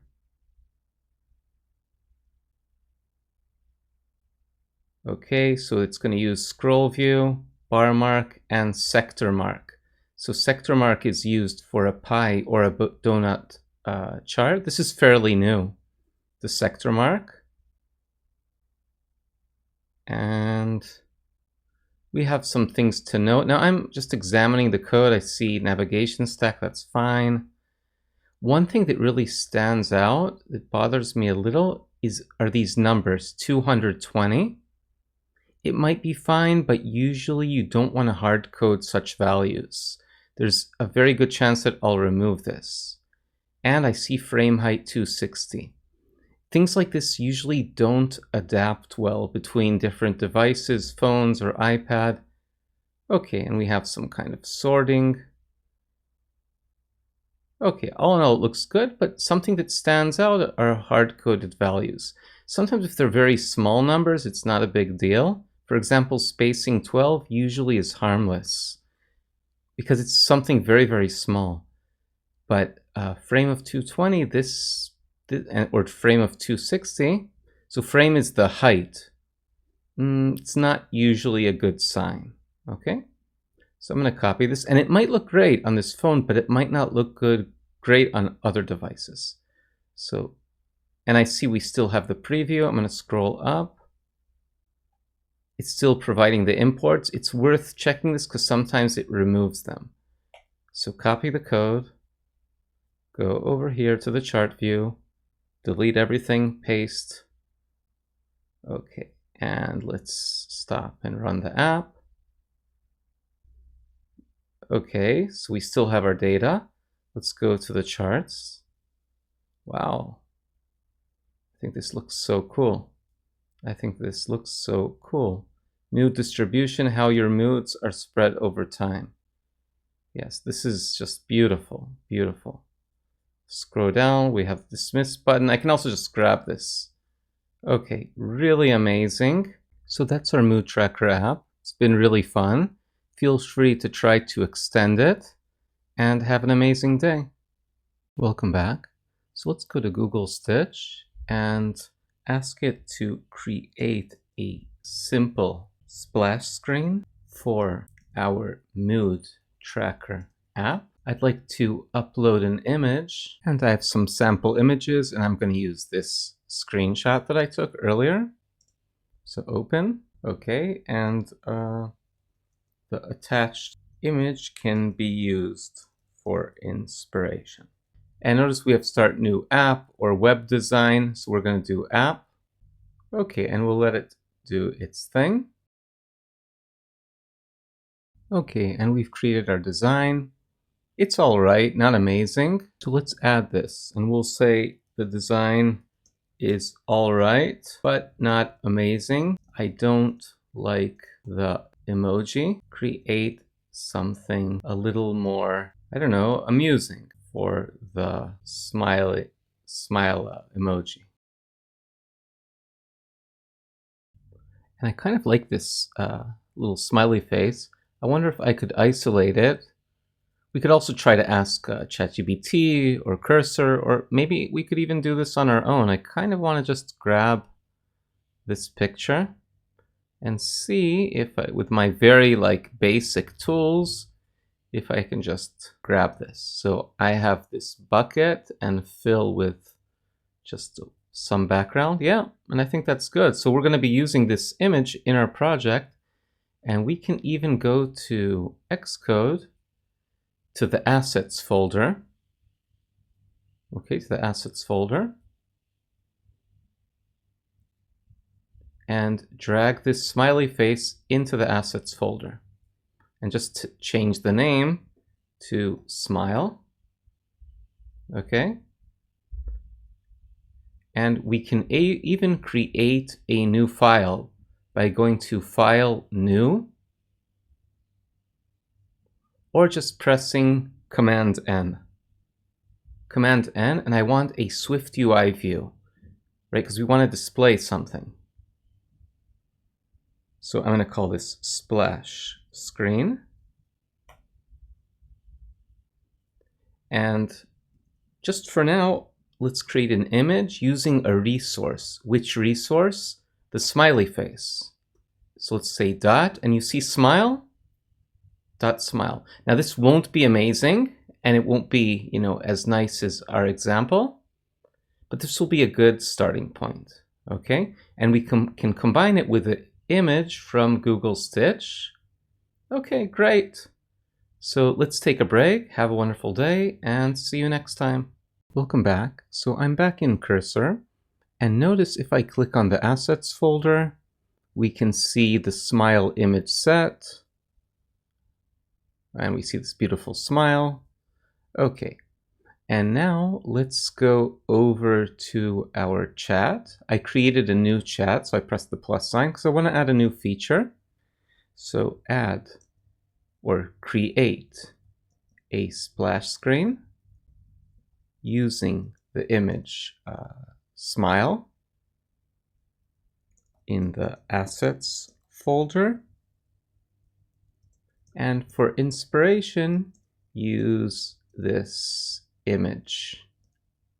So I'm going to go to my image samples, and we have this splash image. I kind of made a smaller version of the original one that was created. Yeah, I like this. I like this. So open, and let's let it do its thing. Okay, and let's jump back into Xcode, and notice that we have the colors. Okay, and we have the entry point of the app, which is Mood Tracker app. We can see if show splash screen and splash screen view, otherwise content view. So this looks very promising. So what we should do is just run the app and see what happens. Okay, the first time you run it might take a little bit longer. Okay, so it compiled, build succeeded, we have our splash screen, and then it transitioned. It would be nice if there was a bit of a zoom, maybe zoom into the smile, maybe some kind of fade. So the animations could be improved, but all in all, it's pretty amazing. So have a great day and see you next time. Welcome back. So now I'd like us to improve the splash screen. So let's say, I don't know, great job. Now I would like the smile image in the splash screen to gradually scale up, say by 10% or 10 to 20, say 5 to 20% or 5 to 15%. Well, let's let it decide scale up. And the transition from the splash screen to the content view is like kind of like the main view, should be animated and kind of like a smooth fading transition. Okay, use your good judgment to improve the splash screen feel.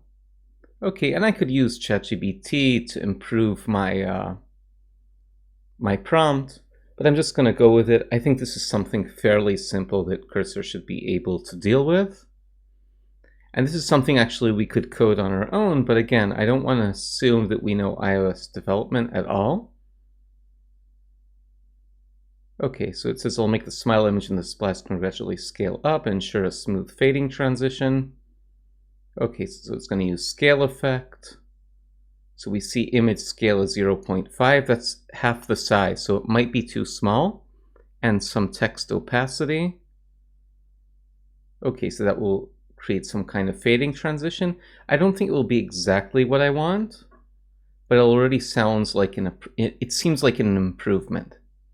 Okay, now our splash screen is ready. The smile image gradually scaling up. The moody title, okay, scales, smooth fade out transition.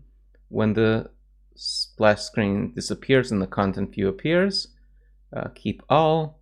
Now let's go to Xcode.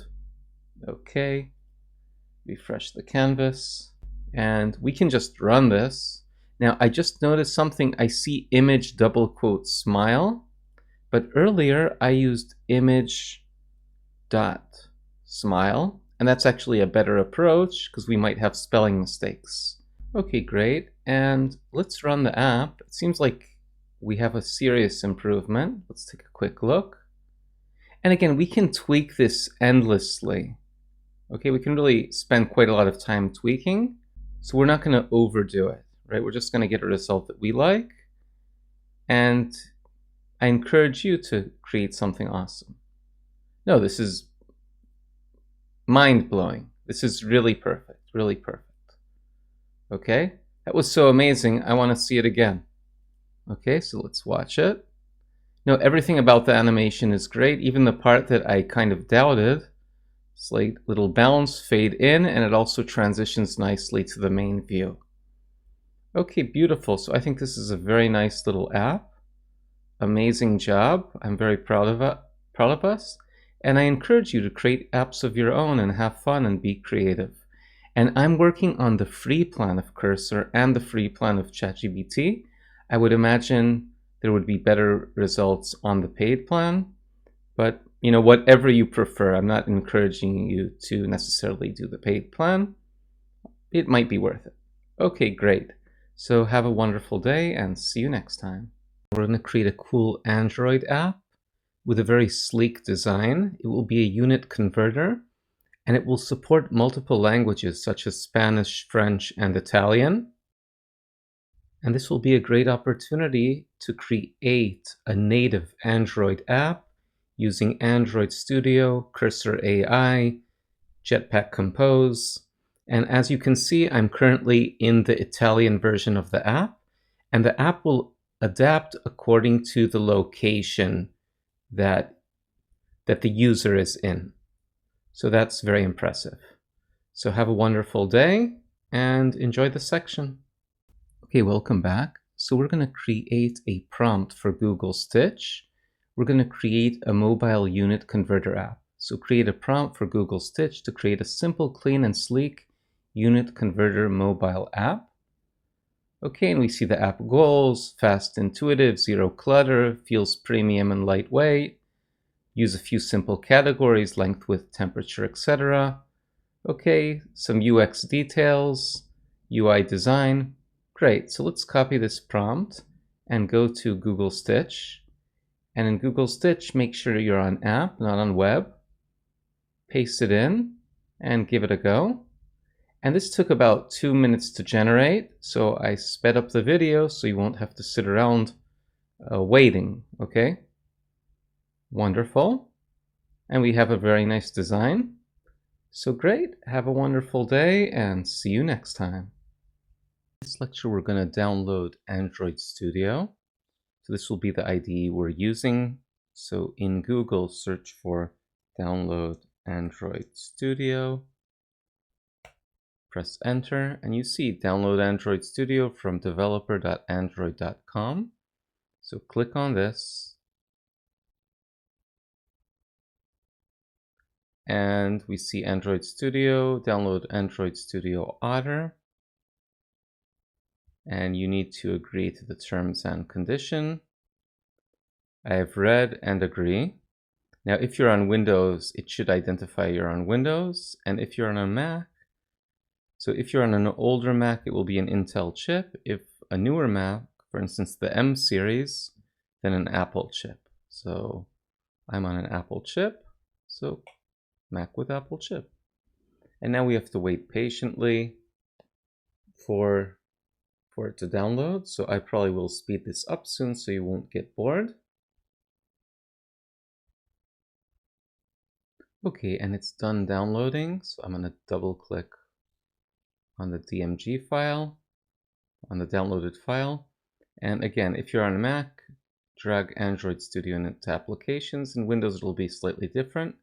I already have an Android Studio. So keep both or replace. I actually want to replace. If you never downloaded Android Studio, you won't have this issue. So replace. Wonderful. So that's Android Studio. I'm going to open it up now. And it's an app down from the internet. Are you sure you want to open it? I'm sure it's safe. And we have this cute little otter. Send usage statistics. Usually I say don't send. I'll say send, although usually I won't send it. And I have like a billion files that are opening up now. Okay, so I'm going to go to File, New Project, and let's create a quick little project, okay? So empty activity, next, and I'm gonna say hello, or let's say welcome, just welcome, or hello Android or whatever. I'm gonna just say welcome. This is our little welcome app.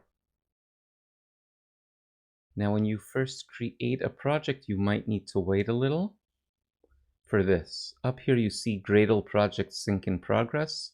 So this might take a little time. It might take a few seconds. It might take a little more. In my case, this actually took several minutes, I guess, because we just downloaded Android Studio, but usually it doesn't take that long. But you just have to wait it out, so I sped up the video. Now that the syncing finished, we can get to work. So first of all, on the left where we see Android and app, I can click over on app. So we have Kotlin Java, welcome, UI theme, and main activity.kt. So we're currently in main activity KT. If we open UI theme, then we see we have colors. So these are the colors in our app, and we can change this or add more colors. And we don't have to use these colors, although it is recommended. We have theme. Okay, so there's dark mode, light mode, right? This is just to give you a quick overview of what we have in our project. Wonderful. Type, so typography, so your font sizes. Okay, so there will be body large. You can uncomment this and get more fonts. And we have many fonts available besides the ones that you see here. Up here you see the word import. So these are things that are being imported. Without these, this file won't work properly. The important thing to notice is material 3. This is the recommended framework to use. Okay, and we also have down here RES as in resources. So I can open this up, and there are many resources, drawable.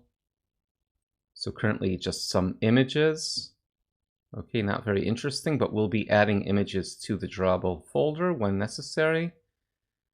Values, this is also important. So we have colors, so custom colors, and we can create our own colors. And also strings. Currently, we don't have many strings in the project. Strings are just text between quotes. And we'll be seeing this a lot later. And themes. Okay, themes we won't be changing for a while.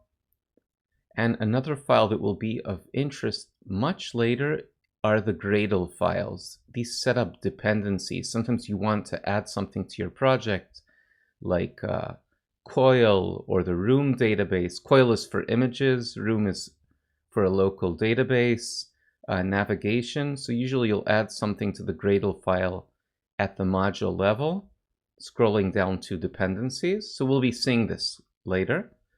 And sometimes you need to add a plugin. On rare occasions, we also go to the project level Gradle file. But in general, you don't really want to touch this unless necessary. Okay, I'm going to go back to the main activity. On my right, I have a window open that you probably don't have, so I'm going to close this. I have this little underscore over here.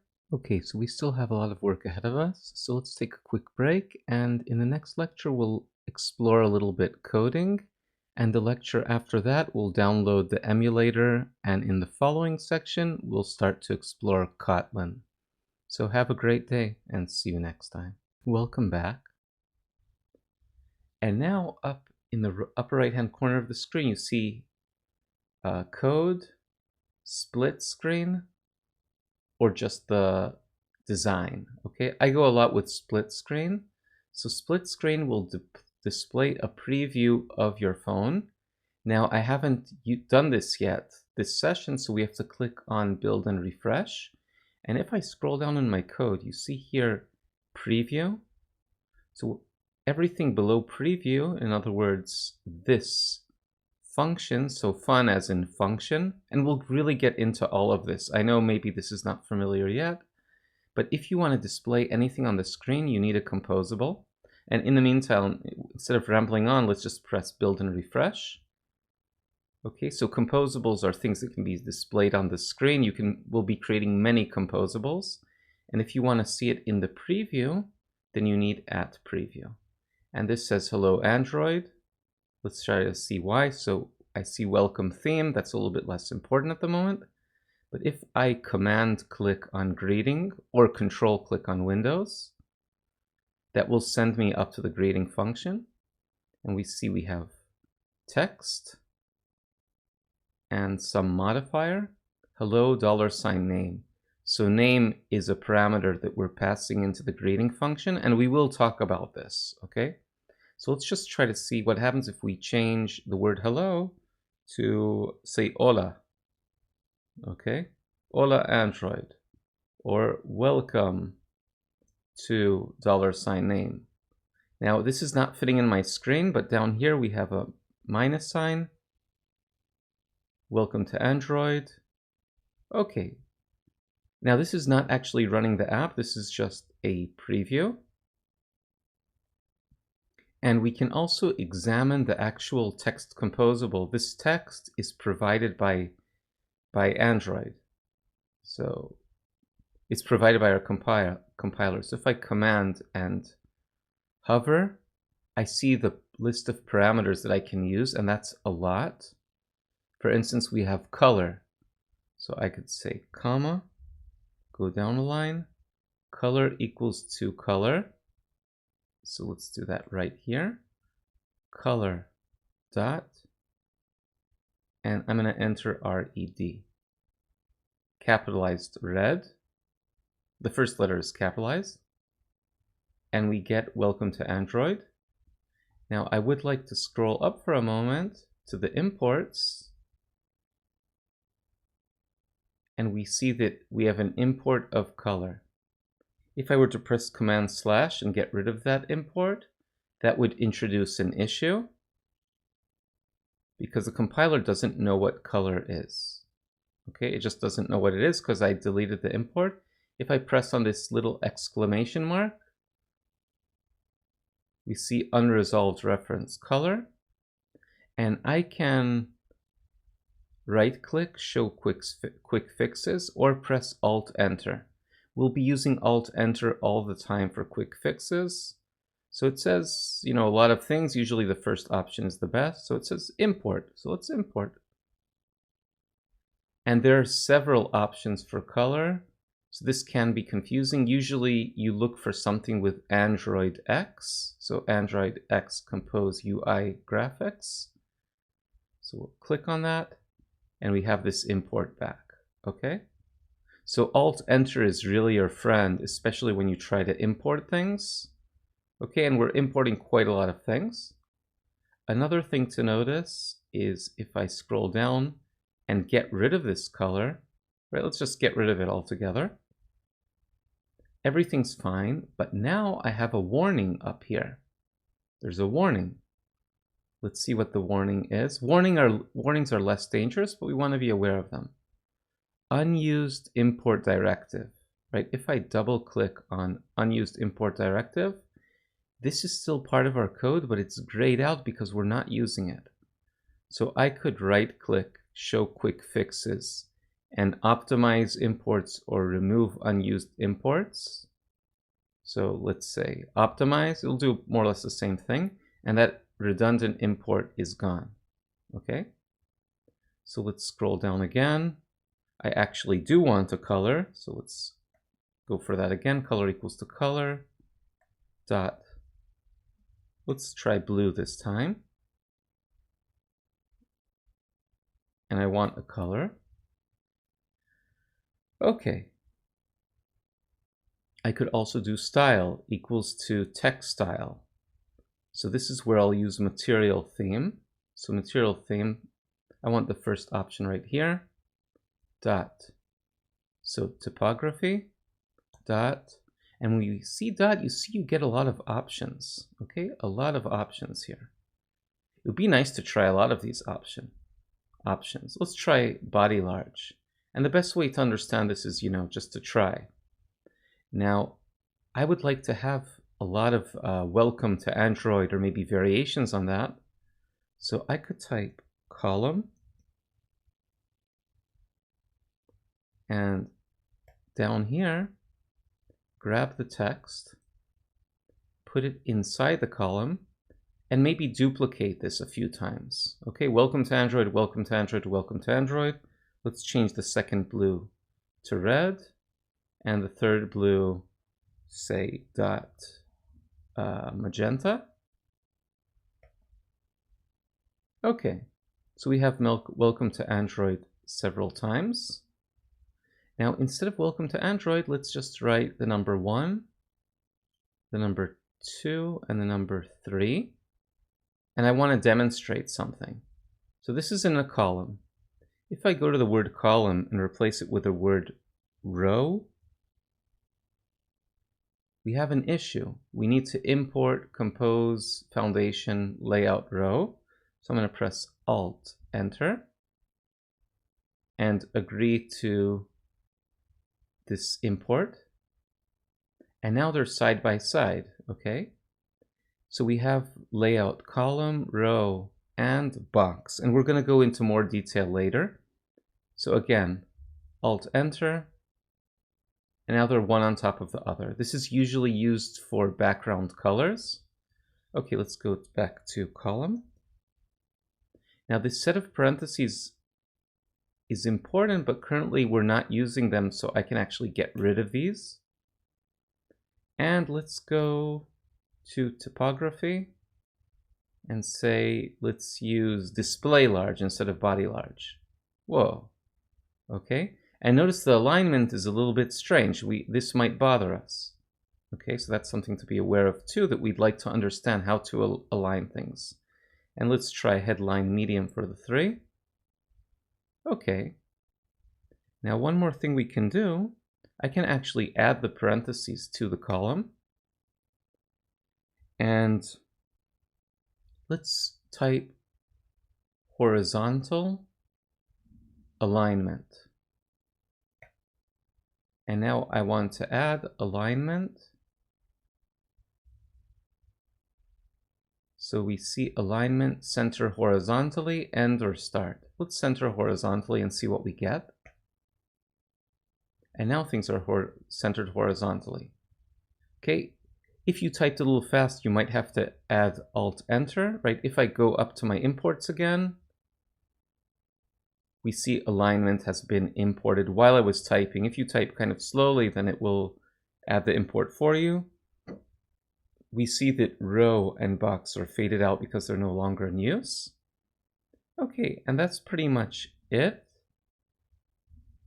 We can go ahead and just say welcome to Android development. Okay, so this is just a quick start. In the next lecture, we're gonna work on adding an emulator. And notice up here it says out of date, although I think it is not out of date. So build and refresh. Okay, wonderful.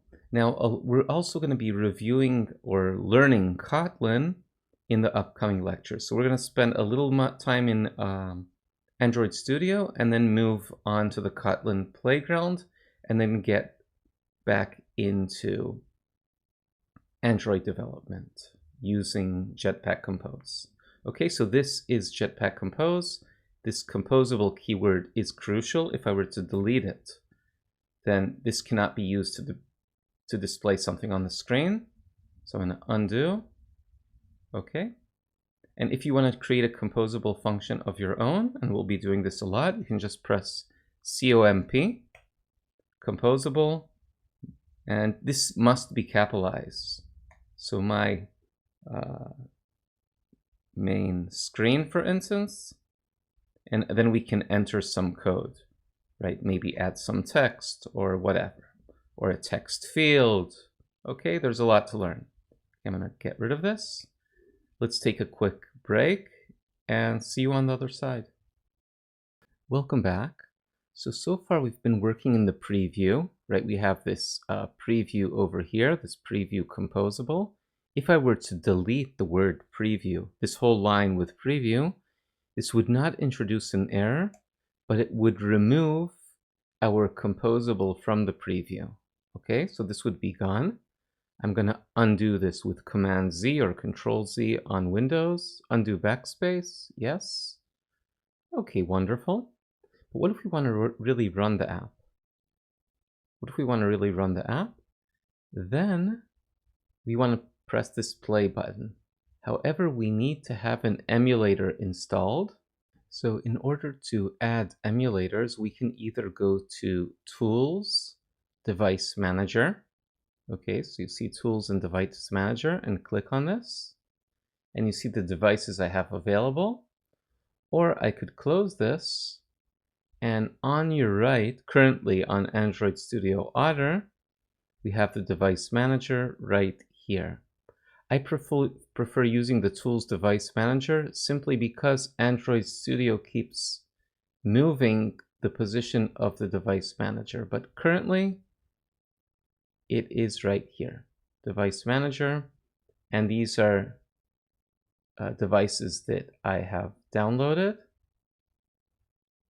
So we can press apply plus sign, create virtual device, and then you can choose whatever phone you want, right? Pixel 9, and whatever you choose, it's good to have this Google Play symbol next to it. So suppose I want to add Pixel 6a.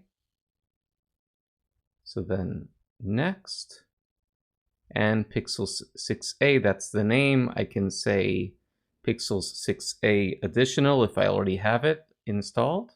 Okay, I'm going to undo that. Now these take up space, so you don't want to have like millions of emulators installed because Android Studio gets quite big quite quickly.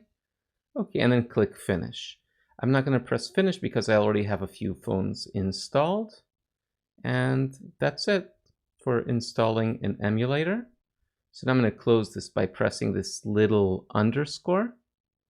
and we want to run the app. Now notice that I have some warnings, and you can see the reason why. I have row and box that I imported earlier, and if this really bothers me, I can just click on this, right click, show quick fixes, optimize imports or remove unused imports.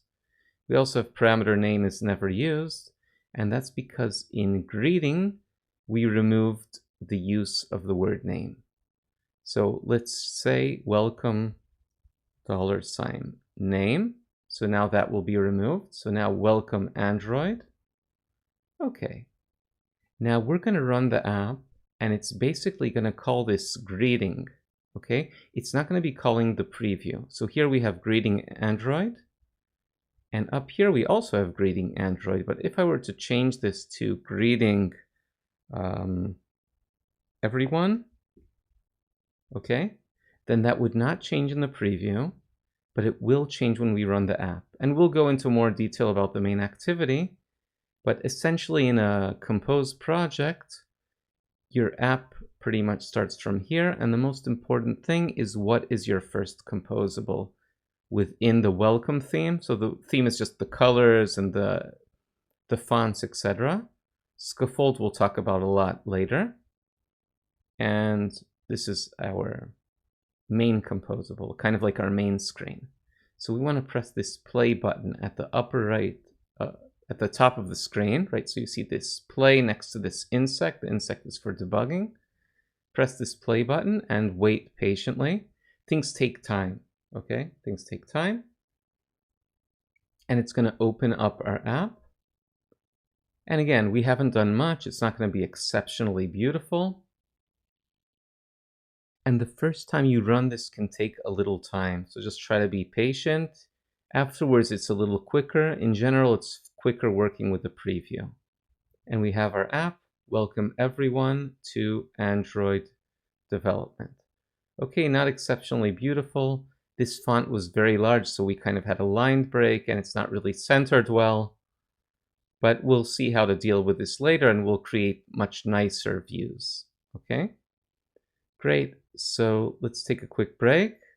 In the upcoming lectures, we're going to focus on the fundamentals of the Kotlin programming language. You do want to have somewhat of a foundation before delving into Jetpack Compose.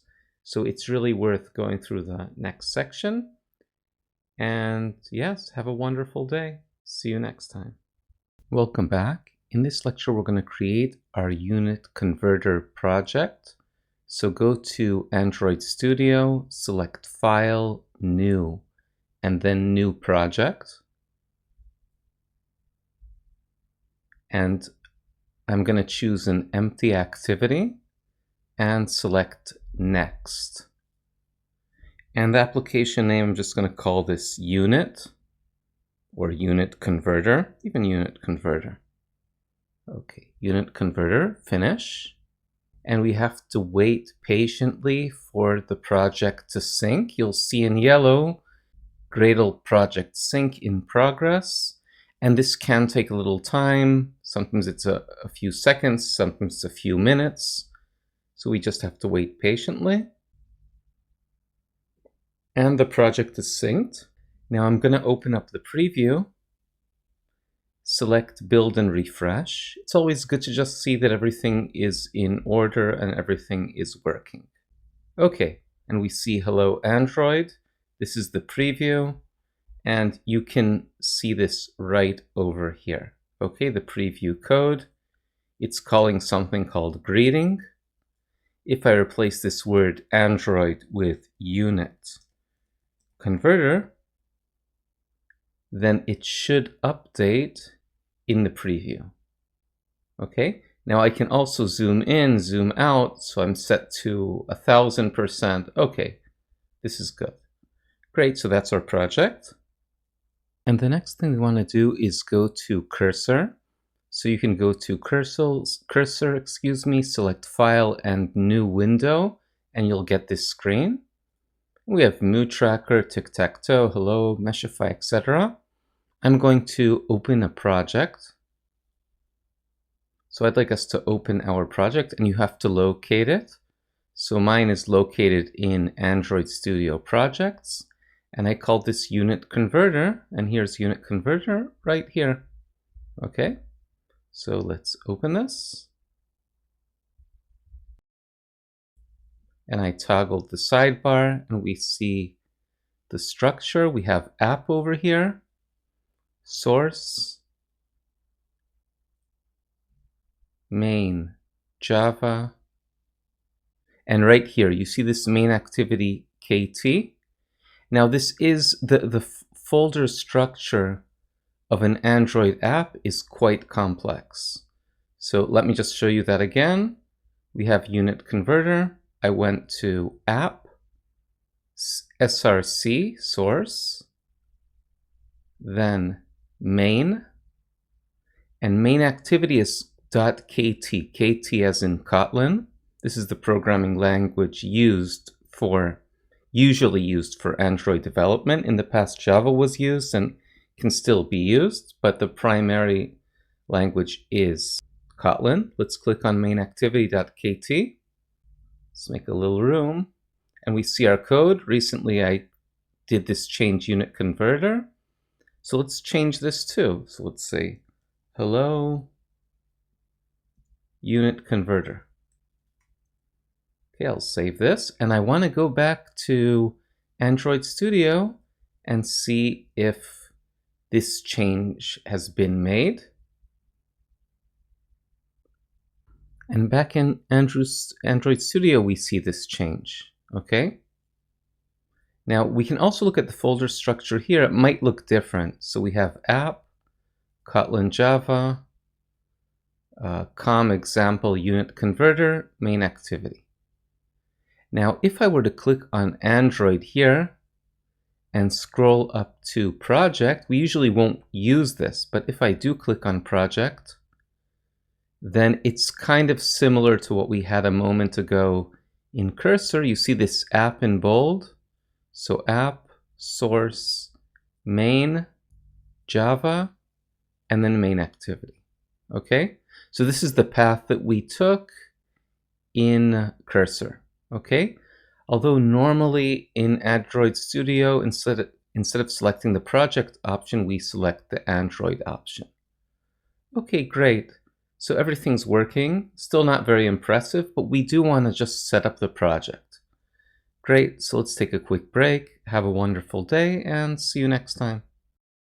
Welcome back. So in this lecture, I'd like us to add some documentation. So let's go to Cursor, Settings, and then Cursor Settings. And I'm going to search for DOC. So indexing in docs. It's also worthwhile to check if everything's indexed, and we see that it's 100% indexed, 36 files we can sync. However, I won't do that. And we can add some documentation. So add doc. And now I'd like to show you what documentation I'd like to add.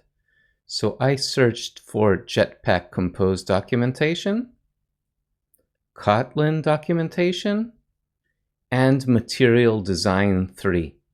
Okay, so let's grab each of these. So I'm going to click on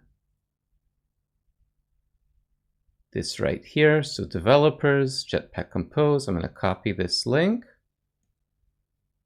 and paste this in here.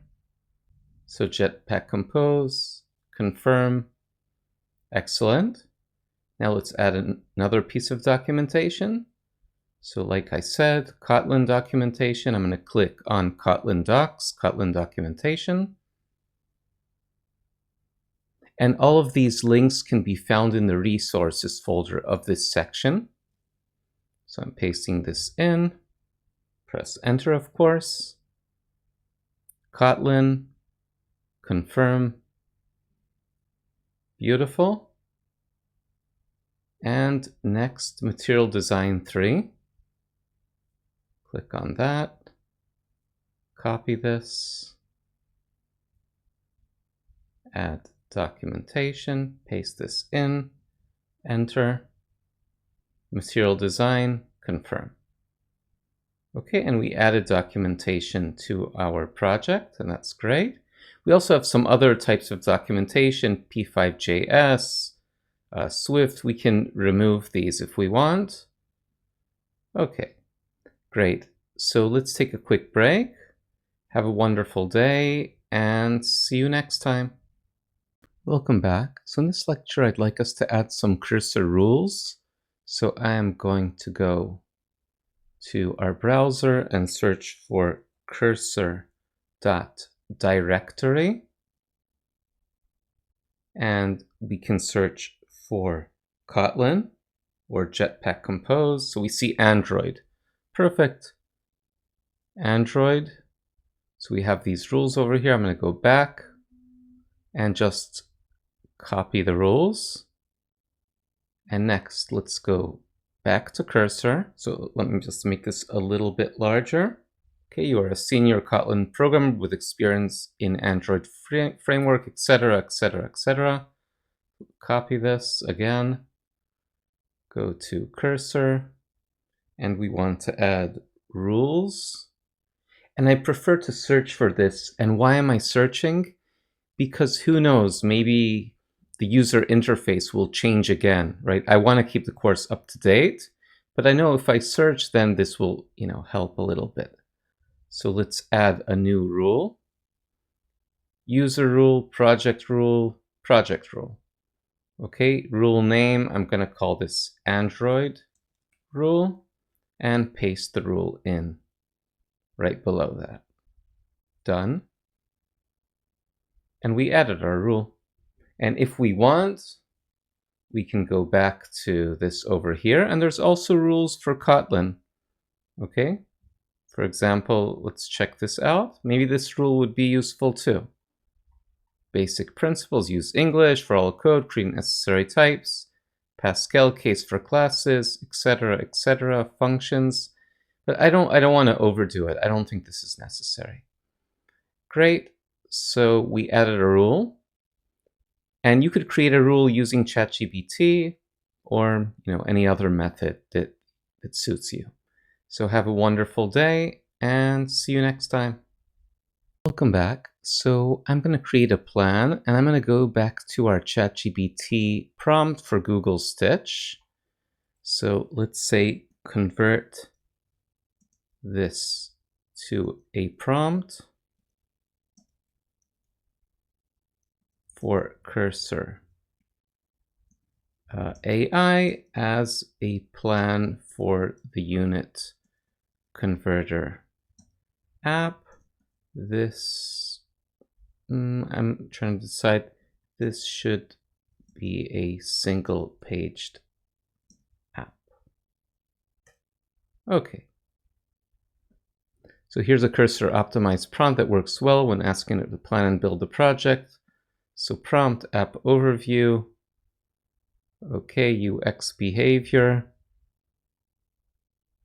And even architecture, data model. Okay, this is a little bit more than I want. Okay, nice enhancements, UI design. Okay, I think I will go conversion system. Okay, let's say up to here, up to data model. I don't really want this architecture. So let's take this one by one. Okay. Simplify this prompt into one clear and concise paragraph.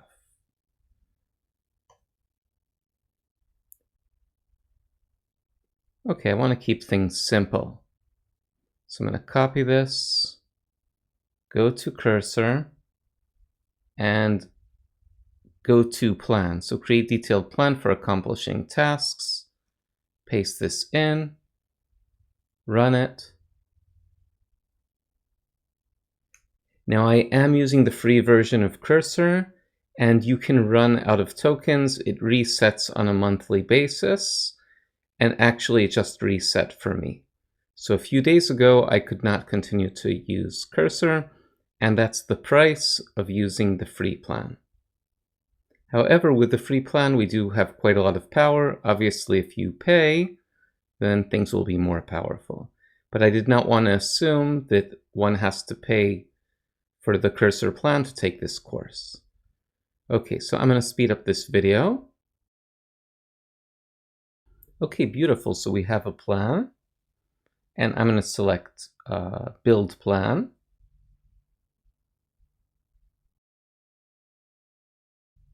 Okay, and we have some to do. So create unit categories, implement conversion service, etc., etc. Use inspected Gradle and manifest. It doesn't hurt to skim through everything. I'm going to accept everything, but it's still working basically. Okay, I'm not going to stop it. I'm not going to review. I'm going to trust it. Okay, and over time, it doesn't hurt to understand some of the code. Over here, we have data class unit definition. So that will be the main data structure. Okay, and I don't know if you noticed some files are being created on the side. So we have this model, domain. So several files have been created: unit category, unit definition, unit repository, conversion service. Let's see UI. So we have main view model, theme. Okay, this actually already existed, excuse me. The UI already existed. It may have added something to colors. Okay, and it's still working. So it's building our plan. Okay, and it's creating the strings of the project. In an Android project, it's very common to have the strings located in a file called strings XML. Okay, so I see over here res as in resources. Okay, and summary of what's implemented. So domain, conversion service, view model, minimal single page XML. Actually, I would be concerned with that, because I don't really want XML. I want this to be done with Jetpack Compose. Okay, so for now, let's say keep all. Okay, and this is amazing, the flow of the data. Okay, so it seems like everything's done. Let's go back to Android Studio.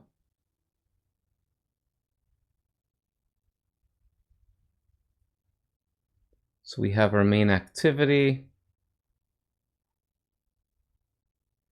And this looks a bit like a mess. Let's look at the imports. So data binding.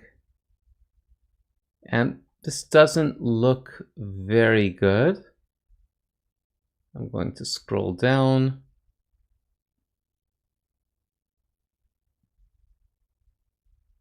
This doesn't look good at all. Okay. We have 51 issues. Okay, this just doesn't look good. So I'm going to take a break, and the next lecture we're going to have to deal with this. Great, so have a wonderful day and see you next time. Okay, welcome back. So what happened in the previous lecture? Actually, I got lazy and I didn't really read the plan. But if we look at the plan, we see it creates a modern minimal XML-based UI wired, etc.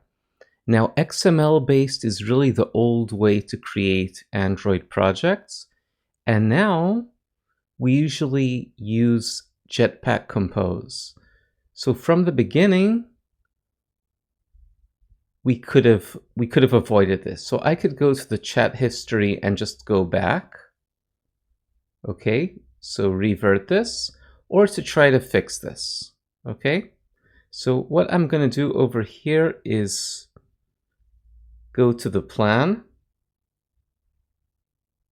or even just work with the agent at this point since we have a project. So we can say that convert this to a simple Jetpack Compose project. Do not use an XML-based layout.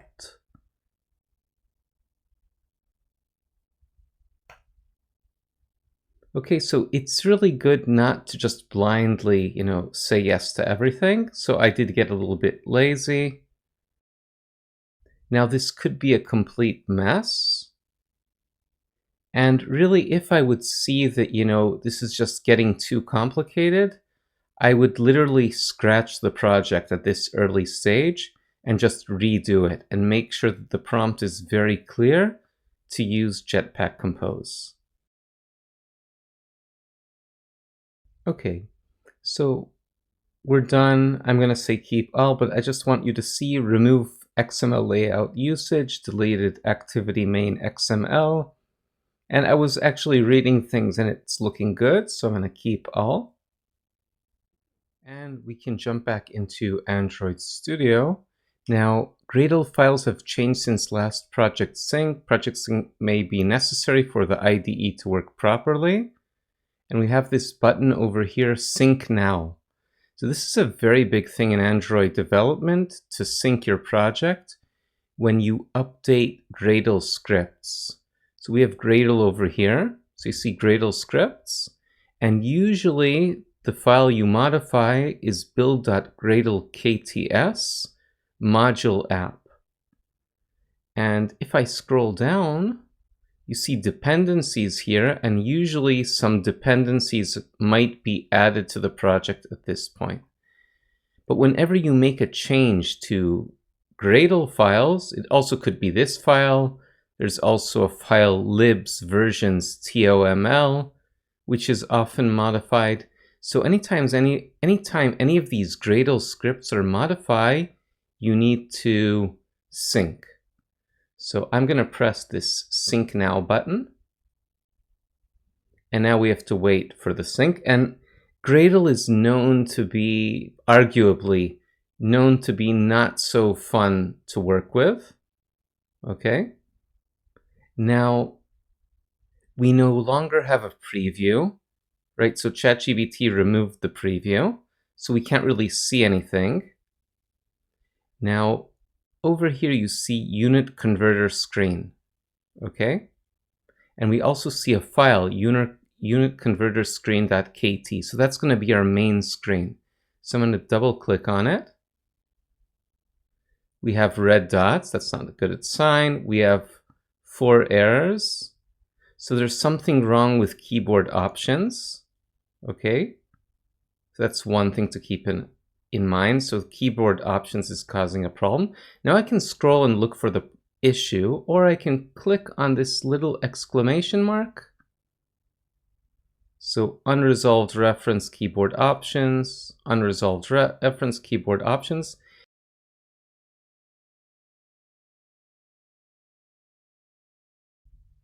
I saw something over here. Now, one thing that does sometimes resolve issues in Android Studio is to press Alt-Enter.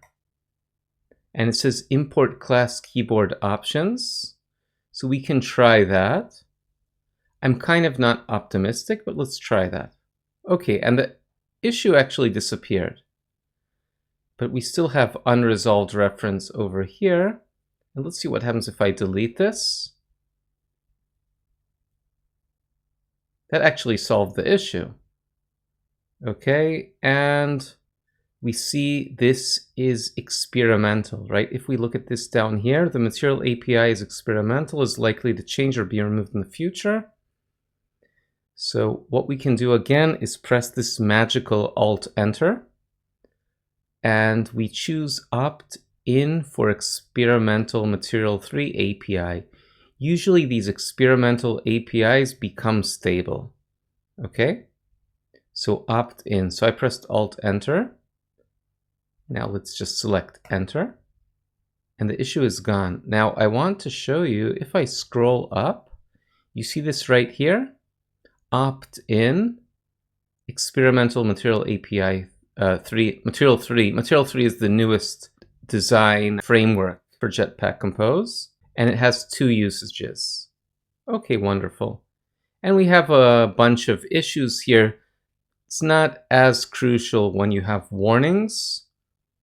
Okay, we have a bunch of warnings. It says explicitly given type is redundant here, so it's saying it's redundant. That's not a big deal. We could remove it. We could press Alt-Enter, remove explicit type. Okay, explicit type, Alt-Enter, remove it. This is really a minor issue. Remove explicit type. I actually like that it's using an explicit type. Sometimes it's very good to have the types written explicitly. Okay, but warnings are a little bit less crucial. Now there is no preview. Okay, and there's something here with menu anchor. You can try to press Alt-Enter. Replace with menu anchor type enabled. Okay, and that introduced some issues, so I'm going to undo that. Now, I don't think we have a preview over here. Oh, we actually do have a preview, excuse me, at preview. So let's do build and refresh. Let's see if we see something, okay? Okay, and we have something. Great, so let's take a break. It seems like something is working and all of our issues are gone, so that's great. So have a wonderful day and see you next time. Welcome back. So in this lecture, I'd like us to use our Google Stitch images. So I'm going to go to the prompt over here. And let's say the prompt is working. Great. Now I would like you to use these Google Stitch images for inspiration. So we are going to upload images. And of course, earlier I went ahead and selected more, export, zip file, allow, and I did the same for the other screen, more, export, zip file, export, and allow. And I found the files and put them in my documents folder.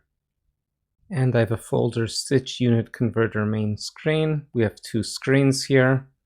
I'm going to select both, open these, and run this. And I'm just going to let it do its thing. Okay, and it says it updated the project. Review, keep, undo. I'm going to keep this. Okay, wonderful. And we can take a look at Jetpack Compose, at Android Studio, actually. Okay, and looking at Android Studio, this looks all right. There are no issues. Some changes have been made. But honestly, I don't think I like the changes. I think I liked it better before. So in the next lecture, I'm actually going to look into reverting the changes. So have a great day and see you next time. Okay, welcome back. So let's jump back into Cursor, and we have our chat, and we see the product is working great. Now I would like you to use these Google Stitch images for inspiration, and we have this arrow over here. Just click on it. So discard all changes up to this checkpoint. Now this is also a point of frustration for myself because recently the user interface was different and it said there's a checkpoint. So this is the checkpoint where we can discard all the changes up to this point. You can always undo this later.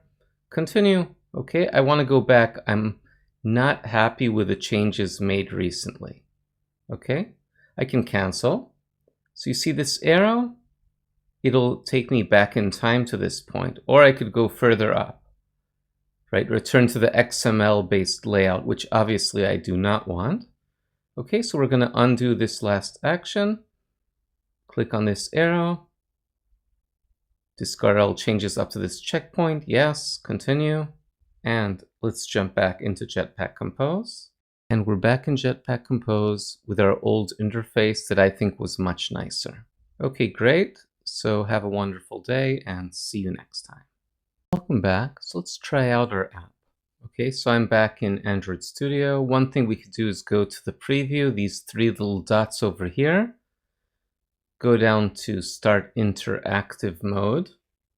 Okay, so start interactive mode. And let's try this. So I'm going to tap on length, weight, temperature, time. None of this works. Let's try value. Okay, it doesn't seem to respond. Meter. Drop down menu, nothing happens, nothing works. Okay, now I'm going to go back up here to stop interactive mode. Okay, and I can go to the main activity and actually run the app. There's this play button right up here, and it says run app. And I could have done it even from the previous file. So let's run the app, and maybe if we run the app where we pass in this view model, maybe it will work, okay? This is basically the ultimate test, running the app. And it might take a little bit time. Okay, so if I tap on this, first of all, there is some responsiveness. That's a good sign. I see another option here. Enter value. So let's say 34. So it is responding. So sometimes testing in the preview is not a good way to test things out. So let's say, let's try a value of 60. Okay, 60 seconds is 1 minute. Okay, 65 seconds is 1.0833. Let's swap. Okay. Amazing. So it actually is working. The UI is not perfect, right? So area, okay, square meters to square kilometers. Time, we saw temperature. Okay, so let's try 0 degrees Celsius. That is 32 degrees Fahrenheit. Let's swap. Let's say I'll enter 32 degrees Fahrenheit. That's 0 degrees Celsius. Okay, so it's actually working. Okay, and it would be very misleading that we might think it wasn't working when looking at the preview. So really running the app does help. Again, we have some imperfection here. Seems like there's no room for the area, even though it does function correctly. And also the unit converter is kind of under this point over here.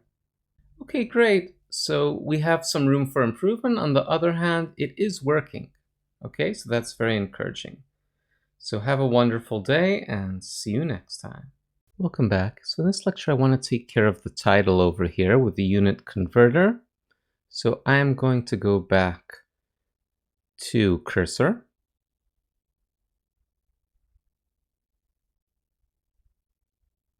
And let's say the following.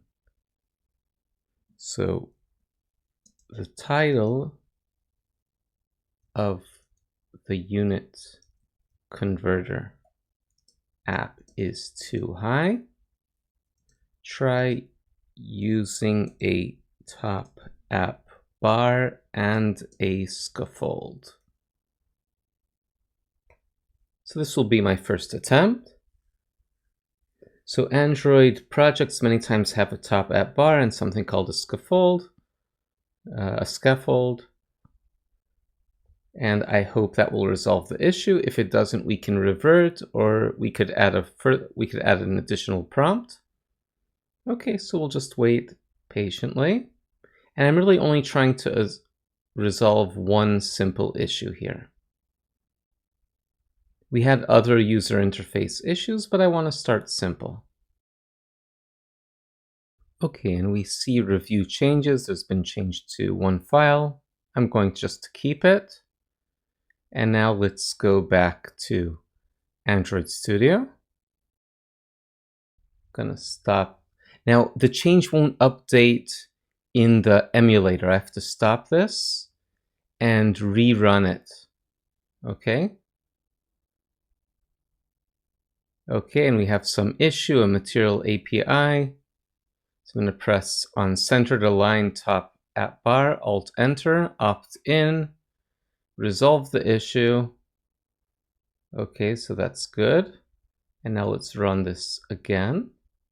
Okay, unit converter does look better. It does look better. We still have the issues over here. right? That the area doesn't really fit in. Maybe we want something that we can scroll horizontally, for example. Okay, so let's take a break. In the next lecture, we'll deal with this, and we'll tell it that we're having an issue up here. Now, let's actually, before we continue, just look at the code. Okay, so we have unit converter screen. We have a surface. We have unit converter content. It's good to try to read the code. Okay, so again, I'm scrolling up, unit converter screen, unit converter content. Now I'm going to press Command and click on this. So this is unit converter content. We see a column, so that means one thing above another. So we have category selector. And over here I see categories: length, weight, temperature, time, area. Then input card, and here's the input. Units card, that's the units over here, and result card. So I'm trying to get a deeper understanding of what's going on, and I understand that the issue is in the category selector. Great. So let's take a break, and in the next lecture we'll try to improve the category selector. So have a wonderful day, and see you next time. Welcome back. So we want to take care of our category selector, right? This is this top view over here. So I'm going to press Command and click, or if you're on Windows, Control and click on the word category selector. So Command click, and that will take us to the category selector composable. Okay, a composable in Jetpack Compose is just something you can see visually. It's a user interface. For example, if I delete this word at composable, then we're going to have an issue. Okay, it cannot be used as a user interface. Okay, I'll undo that. Now, it's a function that accepts a selected category. For example, length is currently selected, and we have some kind of functionality if a category is selected. And we know the functionality is working. Now we have a row. So our length, weight, temperature, time, etc. is in a row. And we know that that's not exactly sufficient. Now, another interesting thing to notice is the categories, okay? Even if we don't fully understand how this works, we understand that the length, weight, temperature, etc. is more or less dictated by this, and it's also dictated by unit category. If I were to press Command and click on unit category, it would send me into these files. Okay, this is into this file, unitcategory.kt, and this is a custom data type, right? This is referred to as an enumeration. We invented our own data type. Okay, that can be a length, weight, temperature, time, area, volume. Why is this important? Because maybe in the future we'd like to add another unit of measure, right? And something else. So we would make the changes here, and we would make the changes in the previous file right here. And we could essentially tell Cursor to make the changes to unit category to extend the functionality. Okay, great. And now we're still in our row, and we have categories for each, blah, blah, blah, on click. Okay, so this is where the issue is. Okay, the issue is right here. And we can either correct this using Cursor, or we can use ChatGPT. For something so simple, I might even use ChatGPT. In any case, let's go to Cursor, okay? Since the course is focusing on Cursor, but in many cases, if I would have such a simple issue, I would copy this category selector and explain to ChatGPT that we don't have enough room, and please adjust this. Okay, so now we're back in Cursor, and I want to go to Unit Converter screen, and I want to search for category selector. So that's right here. I'm actually going to fold this code. So category selector, and press Command K. And I want to edit this selected code. I don't want to run through the whole file. So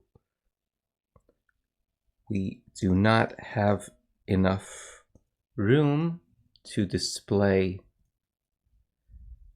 to display the various options horizontally, either use a grid or use a scrollable user interface, horizontally.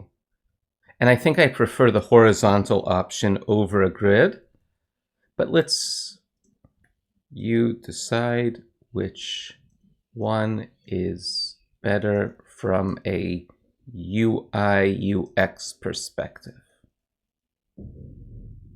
So let's run this and we'll let it do its thing. Okay. So I see something called lazy row. The row is replaced by lazy row. So I believe it's going to be scrollable now. And let's keep this. So keep. Yes. So we kept all changes. And let's just press save, Command S. Okay, so category selector, lazy row. Now I'm going to go back to Android Studio. And we see this lazy row over here. Oh no, and it's in red. But you see, in Android Studio, usually you have to add imports. You see all these imports over here? And notice some of these are unused. These faded out ones are unused, okay? So what's our magic hotkey? Alt-Enter, okay? So I kind of lost the position of the error, so I'm going to jump over here. It doesn't know what a lazy row is. So I'm going to press, and you see a suggestion right here. Import Android X Compose Foundation lazy rows. I'm going to press Alt-Enter. Now we have an issue down here. Alt-Enter, and that's it. Okay? It is intimidating when you see all these issues occurring. And, oh, but nothing's changed. But nothing's changed because we have to rerun the app. So I'm going to stop this, play, and let's see if it looks better. So I believe it will be scrollable now. Okay, and we'll wait patiently. And it looks much better. Okay, it looks much better. Enter value. So say 100 meters is 0.1 kilometers. Okay, and we have other options here. Foot, right? This is very impressive, very impressive. Great, so let's take a break. Have a wonderful day and see you next time. Okay, welcome back. So now, excuse me, I'm in ChatGPT. I would like to support app localization in my Android Jetpack Compose app. I would like my app to support, say, Spanish, Italian, and French, right, as a starting point. How would I go about this? Okay, we can gain some insights by discussing this with ChatGPT, and it says, okay, some discussion, move all text to strings.xml. So we now understand strings.xml is going to be a very important file here. Okay, so we have something called strings.xml, and this is used in modern Jetpack Compose projects, even though I did say, you know, I don't want a layout using XML. Okay, and here it gives hola for Spanish and hello or ciao for Italian. Okay, great. And French, string resources, etc. So we want to find the file strings.xml. And if you go to the resources folder, values, strings.xml, we see we have a bunch of strings here. Okay, and we could also go to this file in Cursor, but I'm actually going to copy all of this, put this in ChatGPT, and say, here is my current strings.xml file. Paste that in there. Okay, so it's already clean and well structured. So create these files. Okay, so we need to create some new files. And I honestly don't really want to create new files. So what I will do is go to cursor. But we need new files with this data. Okay, with this data. So now I'm going to go back to cursor. Okay, and we have our project. Here's res, values. It looks a little bit different here. Colors, strings XML. Okay, so what I'd like to do is actually go back to ChatGPT and use the prompt that I had earlier. So I'm on my other screen. Okay, so I would like to support app localization in my Android Jetpack Compose. I would like instead of my app, the app to support. And instead of how about, so please create the files. So we have a list of files that ChatGPT gave us. Okay, we might as well, try to be helpful, even though I'm sure it could do it on its own. Okay, so for example, Spanish, right? For Spanish. And we need for Italian, and we also have values for a file name for French. So we're going to see if it adds more files. And even ChatGPT told us how to test localization. Okay? Anyways, let's let cursor do its thing. And we could have done the work and created the files, and it's good to get to know Android Studio and see how to create these files, but there definitely is a learning curve. Personally, I feel that Android Studio is not always user-friendly, but that might be due to my inexperience. Okay? So it says I've added localized string resource files for the 3 languages. Let's do keep all. And I'm going to press Command S to save, although I'm sure it's saved. Go back to Android Studio. And now when I go to values, we see strings, and there's many string files. There's the original, there's Spanish, there is French, and there is Italian, okay? And if we want, we could compare it to the output that ChatGPT suggested, right? For example, I see French over here, and I'm very far from an expert in French, so I wouldn't really be able to check this anyways. Okay, it does look slightly different. So it's using this @apos for an apostrophe. Okay, it looks good. Maybe we'd want to just copy this apostrophe into the code. So we see a little difference here. Okay, great. So now we are supporting app localization. Okay, great. So in the next lecture, we'll test this code out, and we'll actually run into an issue due to this strange French character, this @apos. So we'll see how to debug that. And I'm stating this from the future, okay? Because I already did debug this. So we'll see this in the next lecture. Have a wonderful day and see you next time.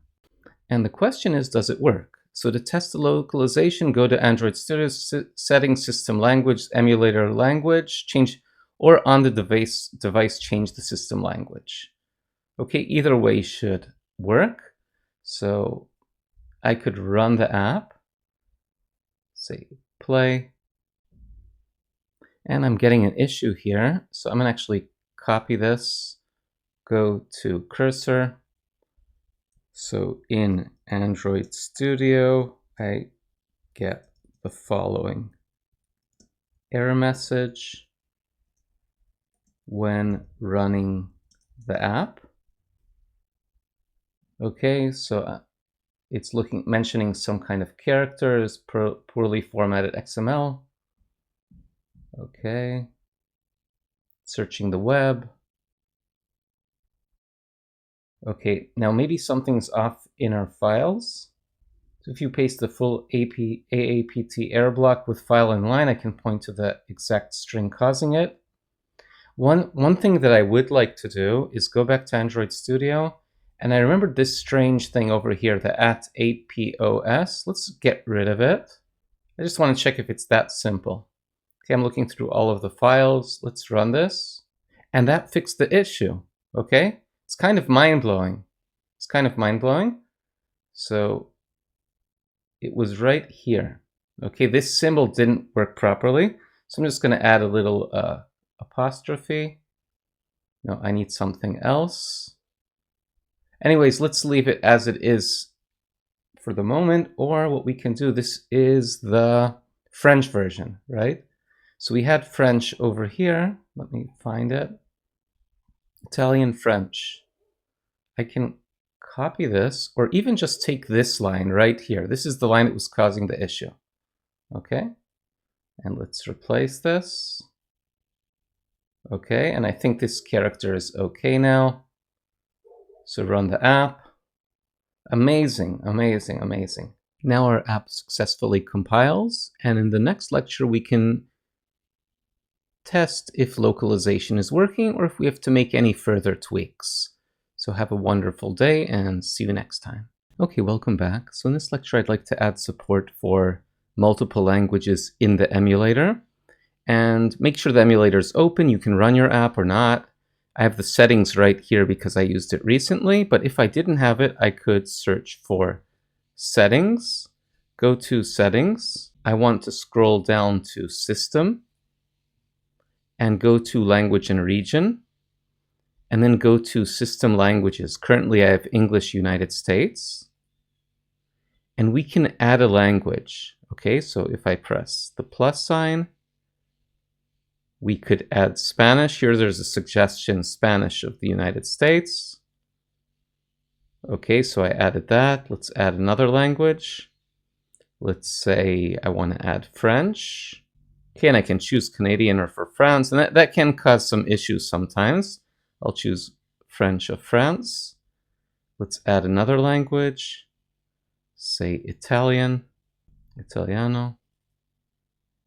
Okay, and I'll choose from this region. Okay, and we have multiple languages, and that's it. Now, if I want to remove a language, I just click these three dots, remove, and then select the languages I want to remove and click on the trash can. I won't remove anything yet.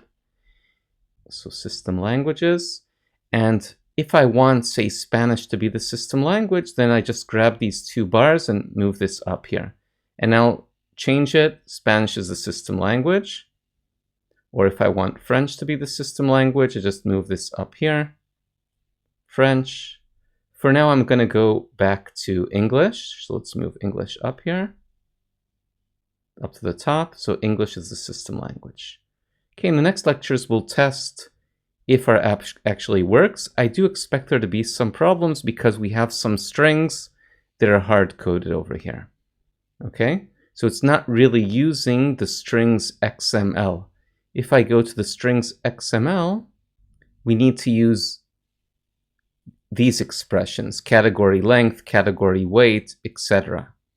And it seems like our project is not really using these resources.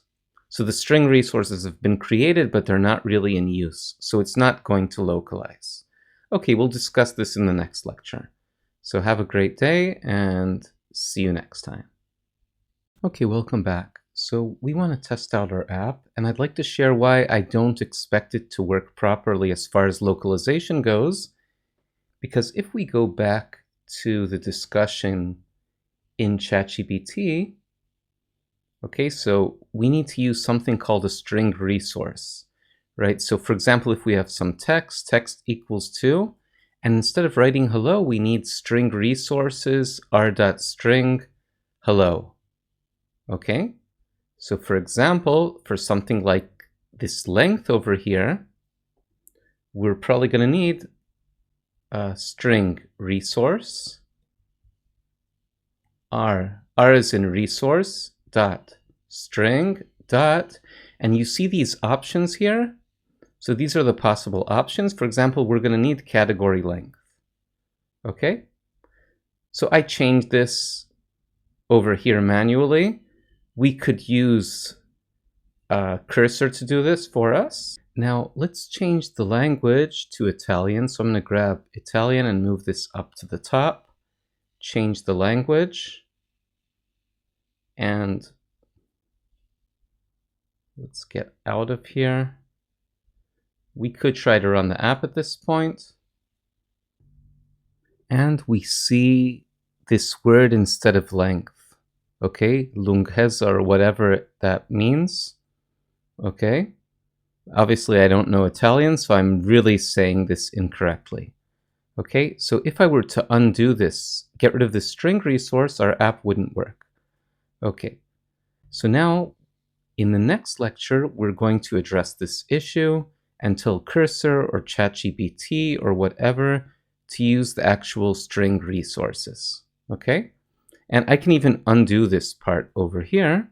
So if I undo this, so earlier it was length, then our app will go back to not working properly. And we have strings in many places. We have value over here, so we should be using a string resource. Enter value should use a string resource. We shouldn't have hard-coded strings here. Okay, so I'm searching for double quotes. Units, from, all of these should be using string resources. Otherwise, our app will not localize correctly. Okay, so basically it seems like almost everything here needs to be adjusted. Great, so let's take a break, have a wonderful day, and see you next time. Okay, welcome back. So our app is done, and to be honest, I think it's okay, but it's a little boring. So what I'm going to do is go to Unit Converter screen, which contains our entire user interface, select all, copy, go to ChatGPT, and let's enter the following prompt. So I have created a unit converter app that works great. However, the user interface is boring and lifeless. Give it some color, maybe a gradient, make tasteful changes, but the app must stand out. Okay, a little bit vague. I'm going to paste in the code here, and let's just give it a chance. Okay, I mean, it's just a unit converter, right? It doesn't have to be unbelievably beautiful. Okay, and I asked for a gradient, so it's going to give us some colors, give us some kind of glass style, and it might be a mess, right? Maybe it won't work out nicely. Okay, improve swap button. Make it elegant, so it's using some bold, add better spacing. Now I would like this in one file. So create one complete file. I don't want all these snippets. And again, I could have done this in Cursor, maybe it would have been better. Sometimes I like using ChatGPT. Okay, so it's creating a single file for us. And if it doesn't work, then it's okay. We can always revert back to our previous code. We have categories and colors. Okay, really nice. And we could use this later within Cursor if we want to. But as far as I'm concerned, our app is pretty much done. But again, you know, it's always nice to try to tweak things a little bit further. But the fact that it's working is already a great thing. Okay, and it's done. So I'm going to copy this code, go back over here, select everything, and paste this in. I'm going to scroll up. Okay, we have two issues. Let's see what the issues. Oh, keyboard options. We've had this issue before. Over here, I'm going to press Alt-Enter. And unresolved, I think I can just remove this. Okay, it seems to be all right now. Let's run the app. And we can get some of these unused imports that are grayed out. Whoa, that's so amazing, right? Amazing, amazing. This really blows my mind, okay? Really blows my mind. What a difference. And what it took like maybe 2-3 minutes to do, okay? Such a big difference. This is so beautiful. And before this, I found the app kind of depressing. Okay, and we can scroll. The swap button looks better. Beautiful. Great. So have a wonderful day and see you next time. Okay, welcome back. Now our app is great and there are no issues. However, I do have a couple of warnings that I'd like to address. So let's double click on this. It says replace with if empty. So I'm going to put my cursor on is empty, Alt Enter, replace with if empty. Next, we have a more serious issue. This modifier menu anchor is deprecated. Okay, so I think the simplest way to go about this is just to copy this piece of code, put this in ChatGPT or Cursor. I think this is simple enough for ChatGPT. And let's paste this in. So we have a deprecated API in this code snippet. Okay, and let me just go back over here. I'm going to right click on the warning, copy problem description, go to ChatGPT and paste this in here. So here is the problem description. And I want it to resolve. I think it will understand that that's what I want. So let's see if it offers a suggestion. Okay, so we need this dropdown. We might need to add some imports. I'm just going to copy this part over here. Okay, so copy it, go over here, paste it in. And we need to add the imports, but I'm just going to press Alt Enter. Create extension. That's not what I want. I do not want to create an extension. I want to delete this. Press dot. So it doesn't seem like there's, let's try primary not editable. Okay, so let me show you this again. When I pressed Alt Enter, I just want to explain what was my logic. When I pressed Alt Enter, create extension property, I don't want to create something new. I want to add an import. Now my feeling is ChatGPT made a mistake and there is no such dropdown like this. Okay, I might be wrong, right? And I could add these imports and try to resolve the issue, although I doubt that will resolve it, right? If we go up to the imports and add these imports over here, then I have to remove this, and this probably doesn't even exist. So it doesn't really resolve the issue, okay? It doesn't resolve the issue. I can get rid of this piece of code. We might have some duplicates here. Okay, still we have unresolved reference dropdown, and I could tell ChatGPT that this is an unresolved reference. But what I prefer to do is just delete this. Press period over here, and then it offers some completions. Primary not editable. I don't want to be able to edit, or secondary. So I think this is what I want. Now let's stop this, run the app. And our app would run fine with a deprecated API, but maybe in the future there would be an issue. Okay. Really nice. Really nice. I think this looks even a lot better. Okay, great. So we removed some warnings and our app is amazing. Have a wonderful day and see you next time. In this section, we're going to create a modern looking tic-tac-toe game using P5.js and JavaScript and HTML and CSS, and of course Google Stitch for the design.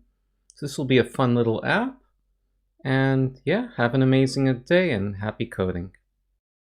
Welcome back. So I'm in ChatGPT. I'd like to write a prompt for Google Stitch to make a fun and unique tic-tac-toe web app with cool animations, use nice colors and gradients, but keep the design tasteful.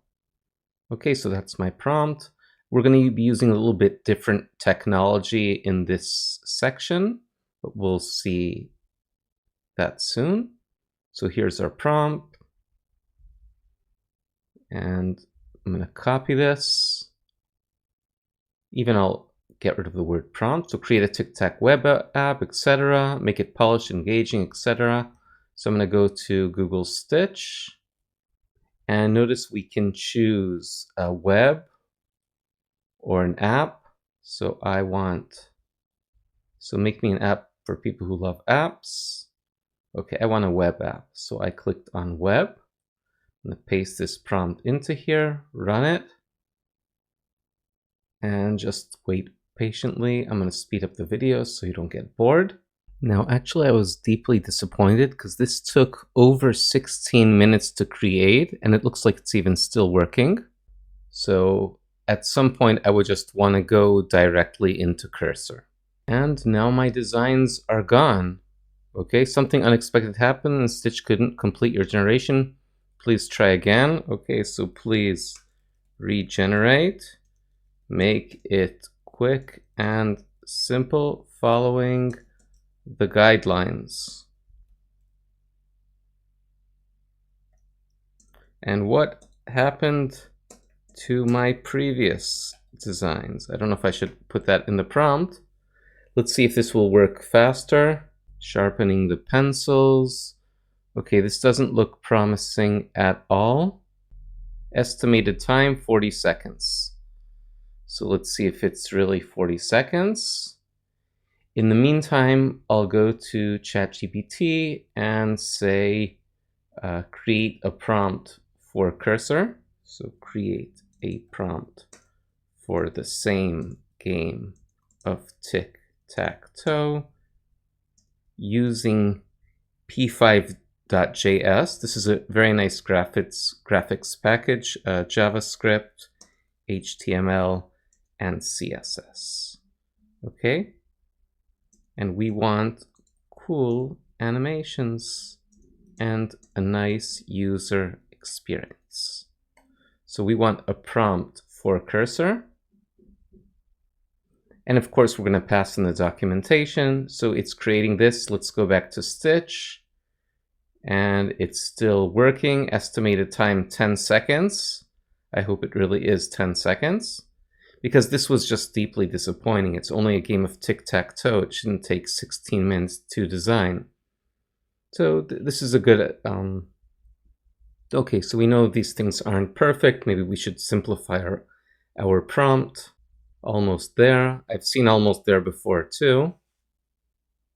So if this doesn't work, I'm just going to give up and do my own thing. Another option is to go to a site such as dribble.com with 3 Bs. So let's search for dribble tic-tac-toe to get inspiration. Of course, one has to be very careful not to steal the work of other people. So I would hesitate a bit. Okay, so we could pass this in. For instance, I like this thing with the hearts. It might give us an idea. Okay, so we have different versions of tic-tac-toe. Right, this is kind of cool with the people over here. Okay, with this gopher. So I'm going to go back to the Stitch and it's not working. It's been almost there for a while.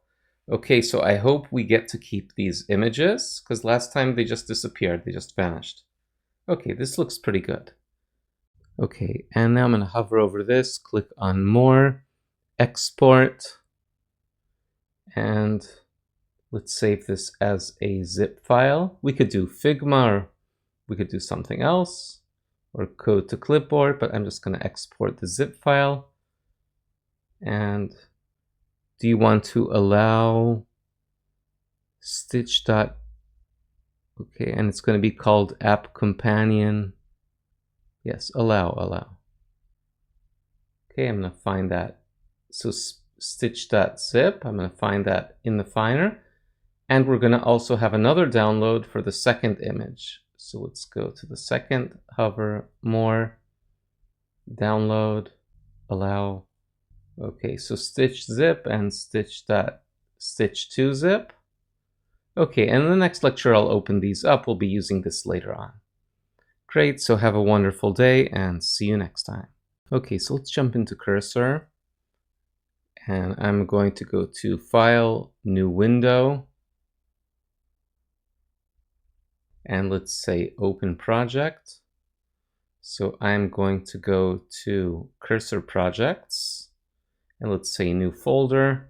Let's call this tic-tac-toe. Create, open, and we have our project. Okay, and I just changed the layout a little bit. Great, so we created our new cursor project. Let's take a quick break, have a wonderful day, and see you next time.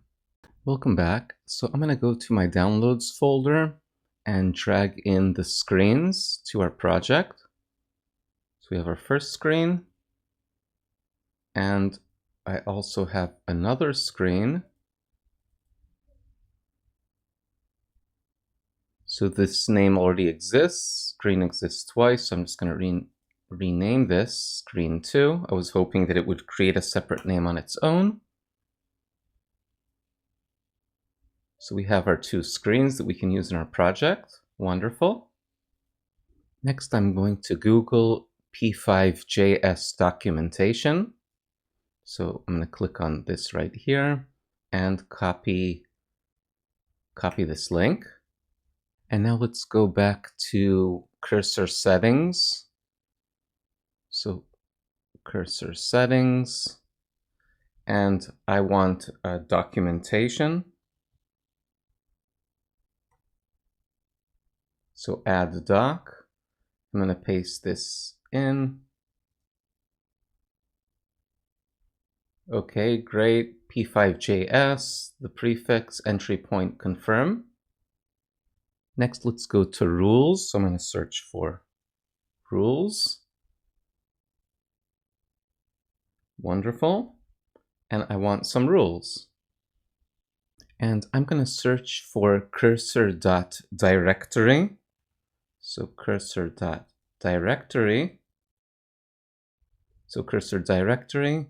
And I want a JavaScript framework. I could also just type web, but I'll type JavaScript.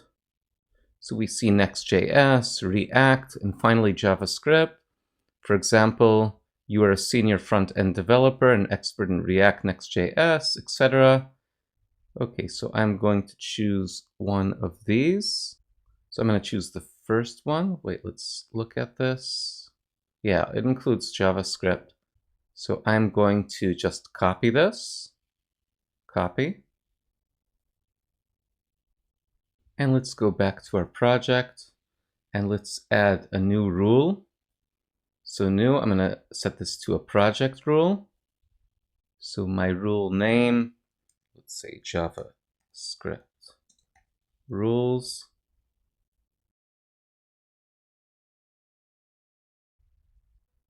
Okay, great.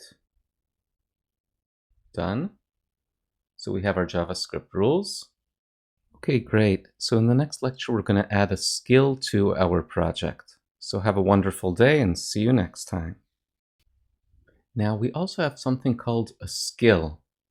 So skills are specialized capabilities that help the agent accomplish specific tasks, etc. Skills will be invoked by the agent when relevant or can be triggered manually. And we can also go to the cursor documentation to agent skills, how it works, etc. But one thing really important is that skills follow a very specific format. Okay, this structure with double dash, my skill, instructions. Now let's jump back to cursor and click on new skill. So new skill, create skill. Help me create this skill for cursor. And I actually will go to ChatGPT first, and let's tell it to summarize P5JS. Summarize the features and abilities of P5JS.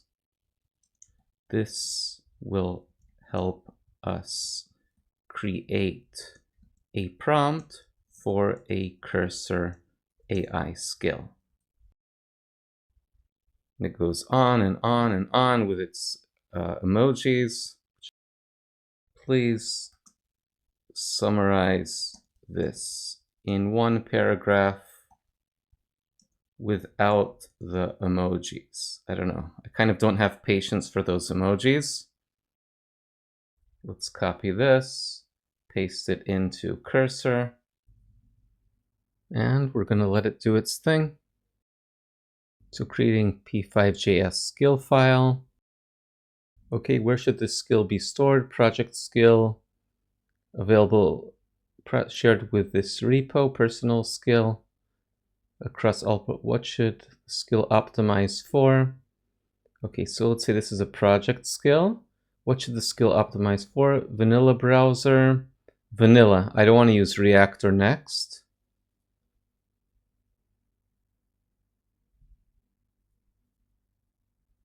Okay, 3, default P5.js style for generated code.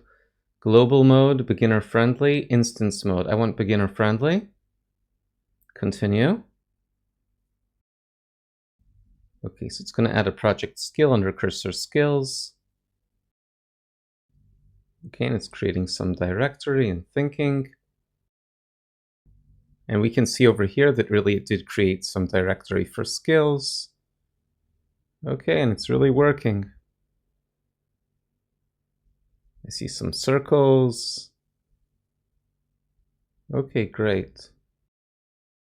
Okay, and I think we're good. We can review this if we want to, but I'm going to trust it. We can open the skill MD file.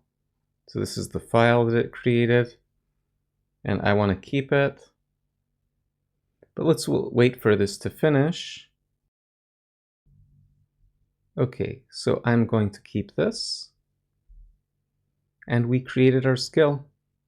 Wonderful. So have an amazing day and see you next time. Okay, welcome back. So now I want to do some planning, and I want to use a previous discussion of the tic-tac-toe app. So convert this discussion to a plan for Cursor AI with a focus on nice animations and using the features of P5.js. Okay, so I'll just copy all of this, paste it in, scroll down. If you'd like, I don't want the if you'd like. And let's make sure we go to plan. We can upload images or even drag images from here. So let's use our images and okay, and it took a couple of minutes to build out the plan. So we have the plan, and the next lecture we'll go ahead and build it. So have a wonderful day and see you next time. Okay, wonderful. So we have our plan. Now let's just build it. So it's going to create our P5.js animated tic-tac-toe game. Okay, and we see that it's created a bunch of files for us, right? We see sketch.js, we see style CSS, so these are the colors and everything, and index.html. Okay, wonderful, looks nice. So I'm going to select keep all, accept all changes. And we have our app. So let's take a quick break. In the upcoming lectures, we'll test it out and see if we can tweak it. So have a wonderful day and see you next time. Welcome back. So we're going to run our app. So I'm going to open a new terminal. We have our beautiful terminal, and we can run our project by entering open index.html. And I have a typo.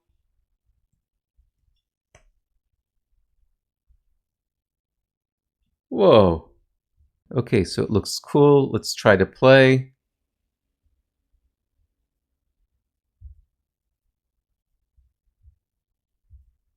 Okay, reset the game works. Toggle grid glow works.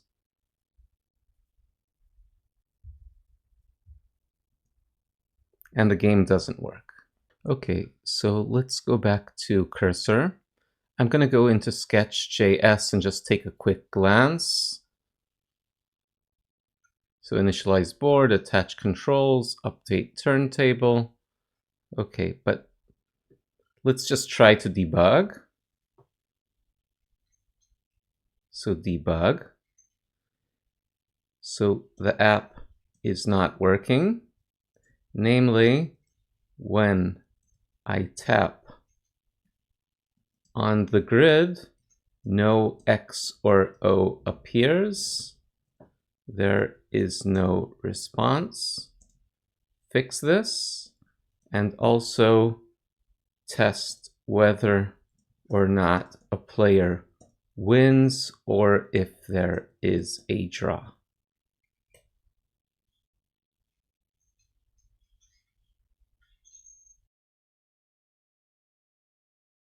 Okay, great. So it seems like a lot has been done. So open the tic-tac-toe project in a browser, play at least 2 full games, etc. Let's say proceed. Press proceed as fixed when done. So proceed. Okay, great. Again, proceed. Okay, at this point we can mark as fixed, and after that we'll run the app. Okay, and let's keep the changes. And I think the best thing to do is just to open the terminal and run the app. So open index.html.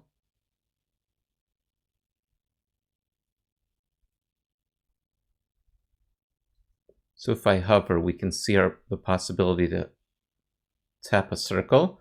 I can't put a circle where an X is already present. It's pretty good. Only when I tap, I see the X. It's actually pretty nice. Let's place an X here. When I place an X, I immediately see the next O because it's O's turn. That's the only thing that's not really nice here. I'm going to play till I reach a draw. All in all, it looks pretty good. So now let's put O over here, X over here, O over here, and X. It's a draw. So the draw functionality works fine. Reset game. X, O, X, O, X. Let's let O win. O wins. It looks beautiful. Reset the game. Let's let X win. X wins. Okay, pretty awesome. The only issue I have here is that if we notice, right, if I press X, then it transfers to O's turn, and there should be a little bit of a delay, or at least we don't want to see the O until the X appears. That's the only minor point. Besides that, the game is perfect. So let's take a quick break, and in the next lecture, we can address this. So have a wonderful day, and see you next time. Okay, welcome back. So I'd like to address the issue, the minor issue that we have. So I'm going to create a new chat for this. And let's say the following. When a user clicks on a square, I briefly see both X and O rendered on the same square, even though the square should not contain 2 images at once. This appears to be a rendering or state update timing issue together with a hovering effect issue. Please fix this. Okay, so it suggests some changes. After this change, once the square is clicked and filled, the hover preview immediately stops drawing on that square, so we will not see both. Let's keep the changes, and let's see if it solved the issue or introduced an issue. That could happen. So keep. I'm going to go to the terminal, open index.html, and hope for the best. Okay, so this is our project, XOX.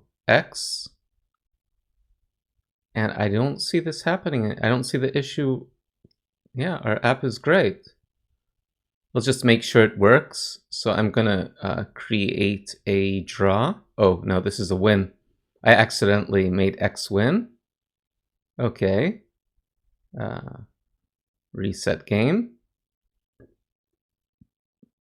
So XO, XO,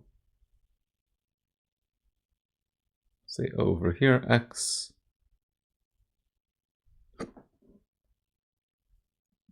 And let's let O win.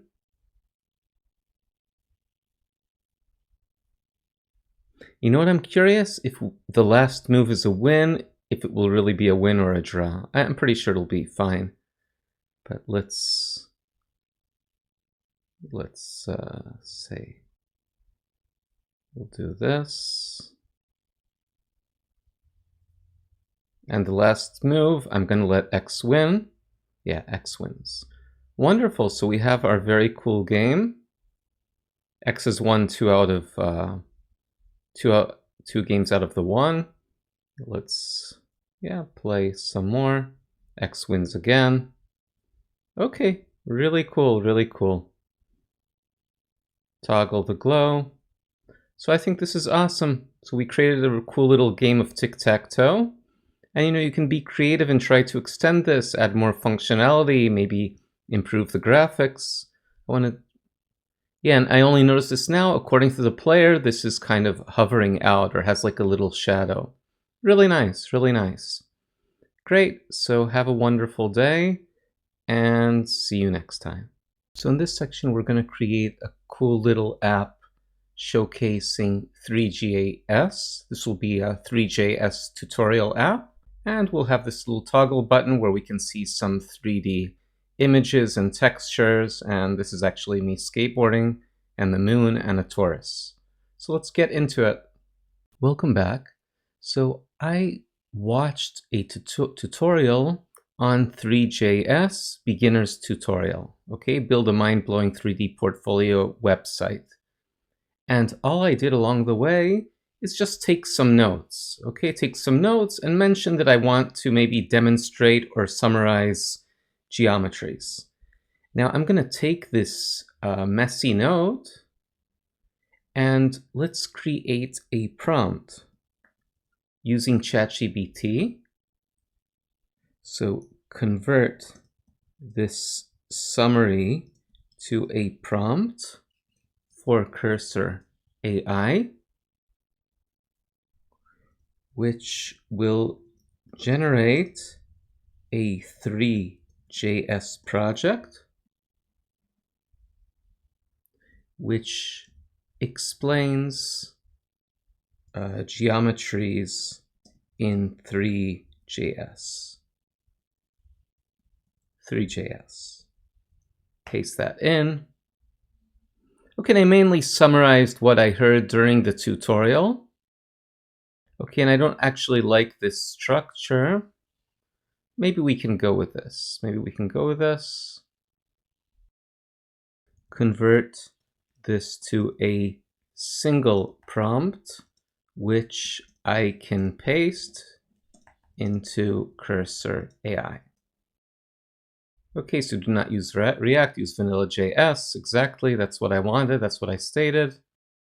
We'll have an avatar cube. So I'm going to copy this. And in the next lecture, we'll create a new project in Cursor and paste in this prompt. So have a wonderful day and see you next time. So in Cursor, I'm going to create a new window and I want to create a project. So let's say open project. I'm going to go to Cursor projects, create a new folder, and I'm going to call this Three.js demo, create. And let's actually go back. So I'm going to select Three.js demo, open, and let's paste in this prompt. And we'll let it do its thing. And we could add documentation later or skills, but sometimes it's just nice to dive into things without overthinking it. Okay, so let's keep all. And we can look at the index HTML. Okay, we have main.js, so it imports orbit controls. Okay, import something from Three.js. We have some JSON and style CSS. Okay, that looks good. And if you like, I can add a small README that explains the geometries and the code structure so it feels like a complete project. So yes, please add explanations regarding geometries in a readme.md file. Now, in the meantime, let's ask, do I need to install npm? And I think I do. How do I install 3.js, and how do I run the app? The main thing is the npm. So yes, we need Node.js. Do you need to install? So open your terminal and check if you have this. Otherwise, we need to install the Node.js. And I know we're going to need to install it. Okay, so if you don't have Node.js, you'll need to install that. So we'll do that. I have it installed, but let's just do one thing at a time. Okay, so we're done here. Keep. I'm going to go to README MD. Okay, and we have some explanations here about the project. Wonderful. So in the next lecture, we'll run the project. So have a wonderful day and see you next time. Okay, welcome back. So now I'd like to add some background. So I'm going to go to the site pexels.com and search for space. And we have these examples here. So I'm going to choose one of them.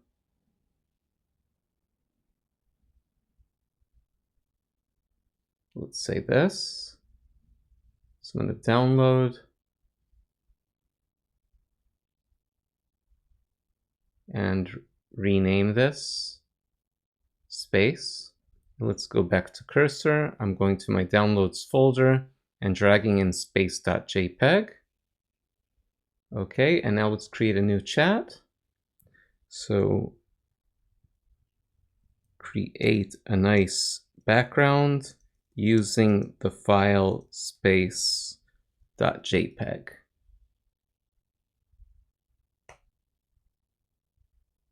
So I created a new chat because I'm creating a new feature. Okay, and we'll keep the changes. Okay, and we see the space in the background. Okay, wonderful. That was a nice little feature that we added. We can view this in the browser instead of in VS Code. Okay, so we see this space background. Honestly, I don't know if I like it very much. Okay, I don't know if I like it that much. So we could maybe choose a different background. But at least it works. Okay, great. Let's take a quick break and gradually we'll add more features to this project. So have a wonderful day and see you next time. Okay, and we could say create a markdown file which explains how to test if Node.js is installed. Explain the installation, or explain the commands needed to run the app. And in any case, we already asked this in ChatGPT. I'm going to keep this. Let's open up a new terminal. And I can even follow ChatGPT that said, run node-v to check the version. So when you install Node.js, npm is included automatically. If both return version numbers, you're good. Otherwise, install Node.js. So node-v, I have a version number. So that means it's installed. And npm-v, I also have a version, so it is installed. But let's suppose it's not installed, right? So we need to go to nodejs.org, and I'll add the link in the resources folder, and get Node.js. Okay, so you install Node.js and you're good. You can also Google install npm. Yeah, so then we can do Mac OS installer. And if you're on Windows, you'll see the Windows option. Okay, but I have this installed, so I'm not really going to worry about this. Now, going back to Cursor, if we go to readme.md, you'll see fairly at the beginning of the file, we have install and run. So we need to enter npm install and npm run dev. So I will create a new terminal for that. Npm install and npm run dev. So npm run dev. Let's close the terminal. This looks pretty awesome. I'm actually going to copy this link into my browser, and we have something pretty cool looking with very little effort. Okay, start learning geometries. So I wanted this to be kind of like a tutorial about geometries in Three.js. Torus demo, orbit control, scroll reaction camera. So I want this functionality. I want a torus demo, orbit controls, and there is a torus spinning in the background. I kind of would like to be able to see this. But we already have something quite cool. Quite cool. Okay, so I suggest we take a break. Have a wonderful day, and see you next time. And I'm actually going to try another image. So let's down this image. And I'm going to call this, say, space 2. And go back to Cursor. And from my downloads folder, drag space 2. So now let's tell it to use space2.jpg instead of space.jpg. And I'd like just to see the difference. Okay, so I think that looks pretty cool. Okay, we can always change this if we don't like it. I have really mixed feelings. I have mixed feelings about this. Okay, great.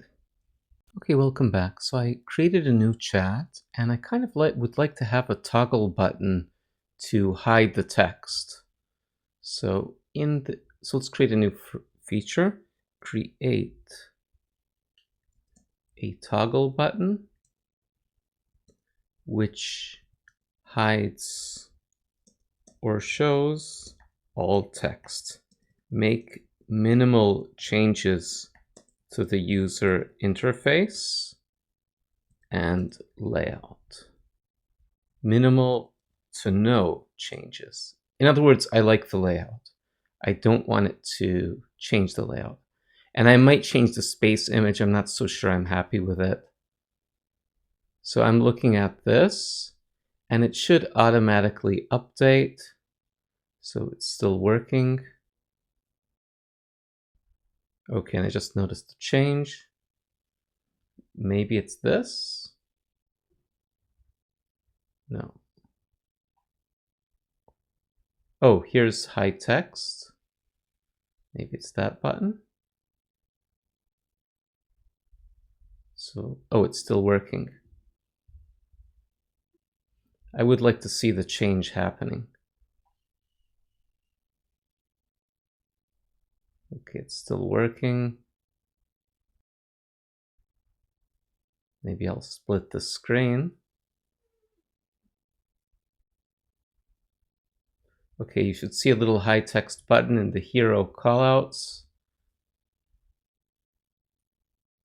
Okay, that's good, although I also don't. It works pretty good. It's not exactly what I wanted.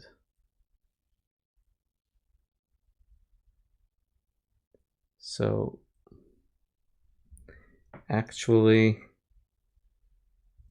I want the button to be outside of the hero callouts. Moreover, not only should the text be toggled, but also the text background. Basically, I want to be able to see the 3D scene with the torus, cube, etc. Okay, so do not change the layout. Just add a button, a hide. Maybe instead of text, hide text. In other words, the hero button or toggle.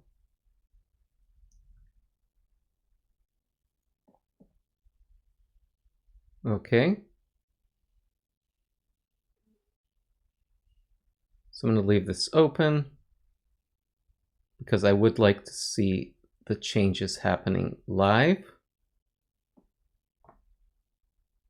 So currently hide text is right here, and I don't really want that. Okay, so hide text seems to have disappeared. That's good. Oh, I see it's down here now.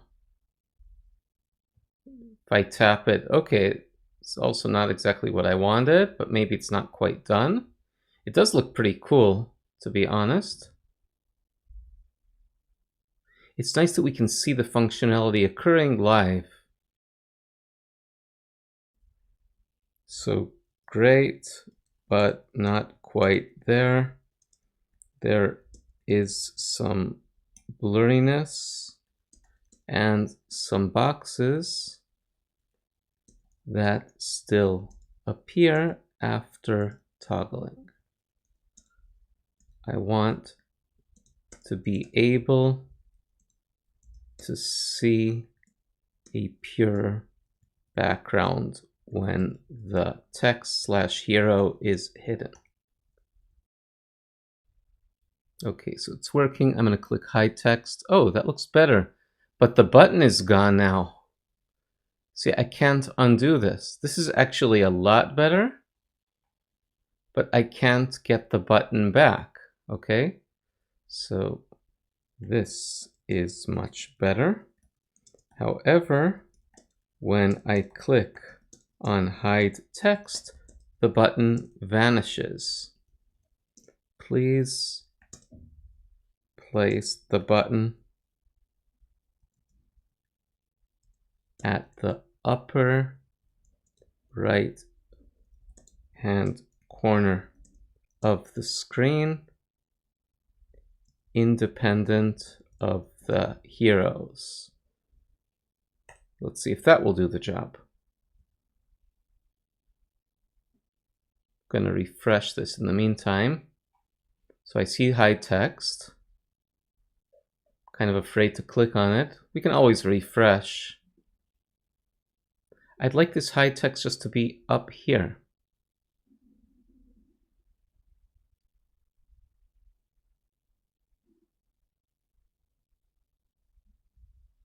Okay, something just changed. Oh, hide text is exactly where I wanted it. And this is the result that I wanted. Okay. Yeah, I think I'm really unhappy with the background image, so that can be changed. But this is perfect. This is really perfect. Okay, later we can deal with this cube and this image here. I just didn't include an avatar, so. Okay, so I'm going to keep all changes. And this is perfect. Great. So let's take a quick break. Now, I would like to mention that if we weren't happy with what's going on, we could always revert back. For example, I did go down a rabbit hole at some point and I just reverted everything because the layout became a complete mess. And that's why my prompt really includes, keep the layout, don't change things. Wonderful. So we have our nice hide text, show text button. You can do this. Oh, the camera works. You see, my feeling was that when we had the text present, I wasn't able to do these 3D motions. Okay? I felt like the text was blocking it. So let's show. Yeah, now I can't do that. The text was in the way. That was pretty much my feeling. And now we can actually play with this. Okay? So this is great.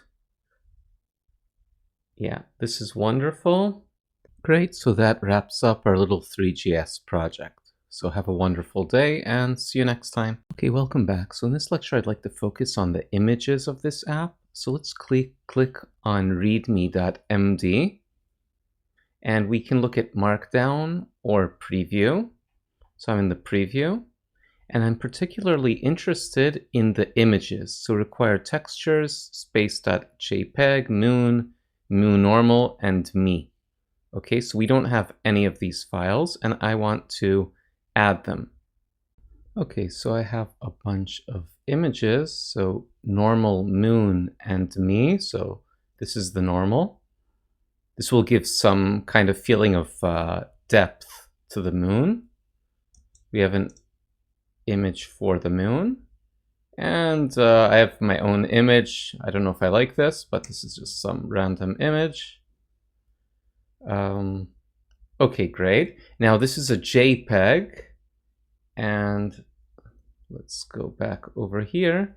In the README doc, it mentions PNG. Okay. Now I would like to go to main.js. So we have index.html. Okay, this doesn't have any of the relevant content, but over here, me.png. So we see me.png. And I can search for PNG just to be safe. So I'm going to replace it with JPEG. Okay, so it's a JPEG file. I don't have it in PNG. And we have moon JPEG, moon normal. Okay, great. And I also want to search for space. So we have over here space. So it was space 2. I think I changed it back to space in the meantime. I just want to use the space file, which I think looks a little bit better. And I'm also not entirely happy with it, but it seems to me a little bit better. Okay, great. Now I open the terminal, and I'm actually going to press Control-C to stop this and do npm run dev.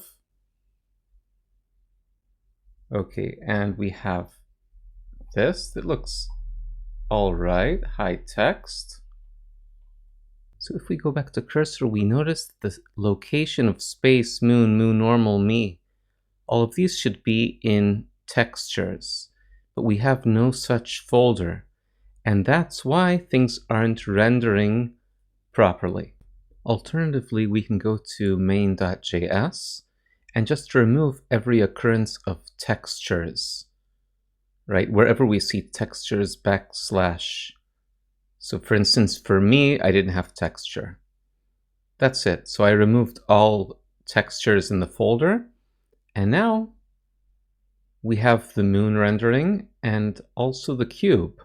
So if I hide the text, then we can see the cube with the image that I posted.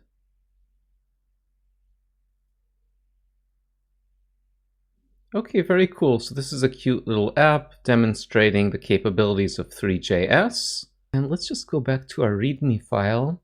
And instead of preview, let's go to Markdown. And I'm going to delete this whole textures thing over here in this documentation. It's a minor point. Or alternatively, we could have just created a textures folder and work a little bit more organized. Right, so the image assets, the way I did it, because I was a little bit lazy, is just they're going to be available publicly. Okay, we can always change that up. So for instance, over here also, textures me is just me. Okay, the same for the rest of these. Okay. Now, it would have been better really to just create a folder as recommended. Okay, wonderful. So that's our cool little Three.js project. Have an amazing day and see you next time.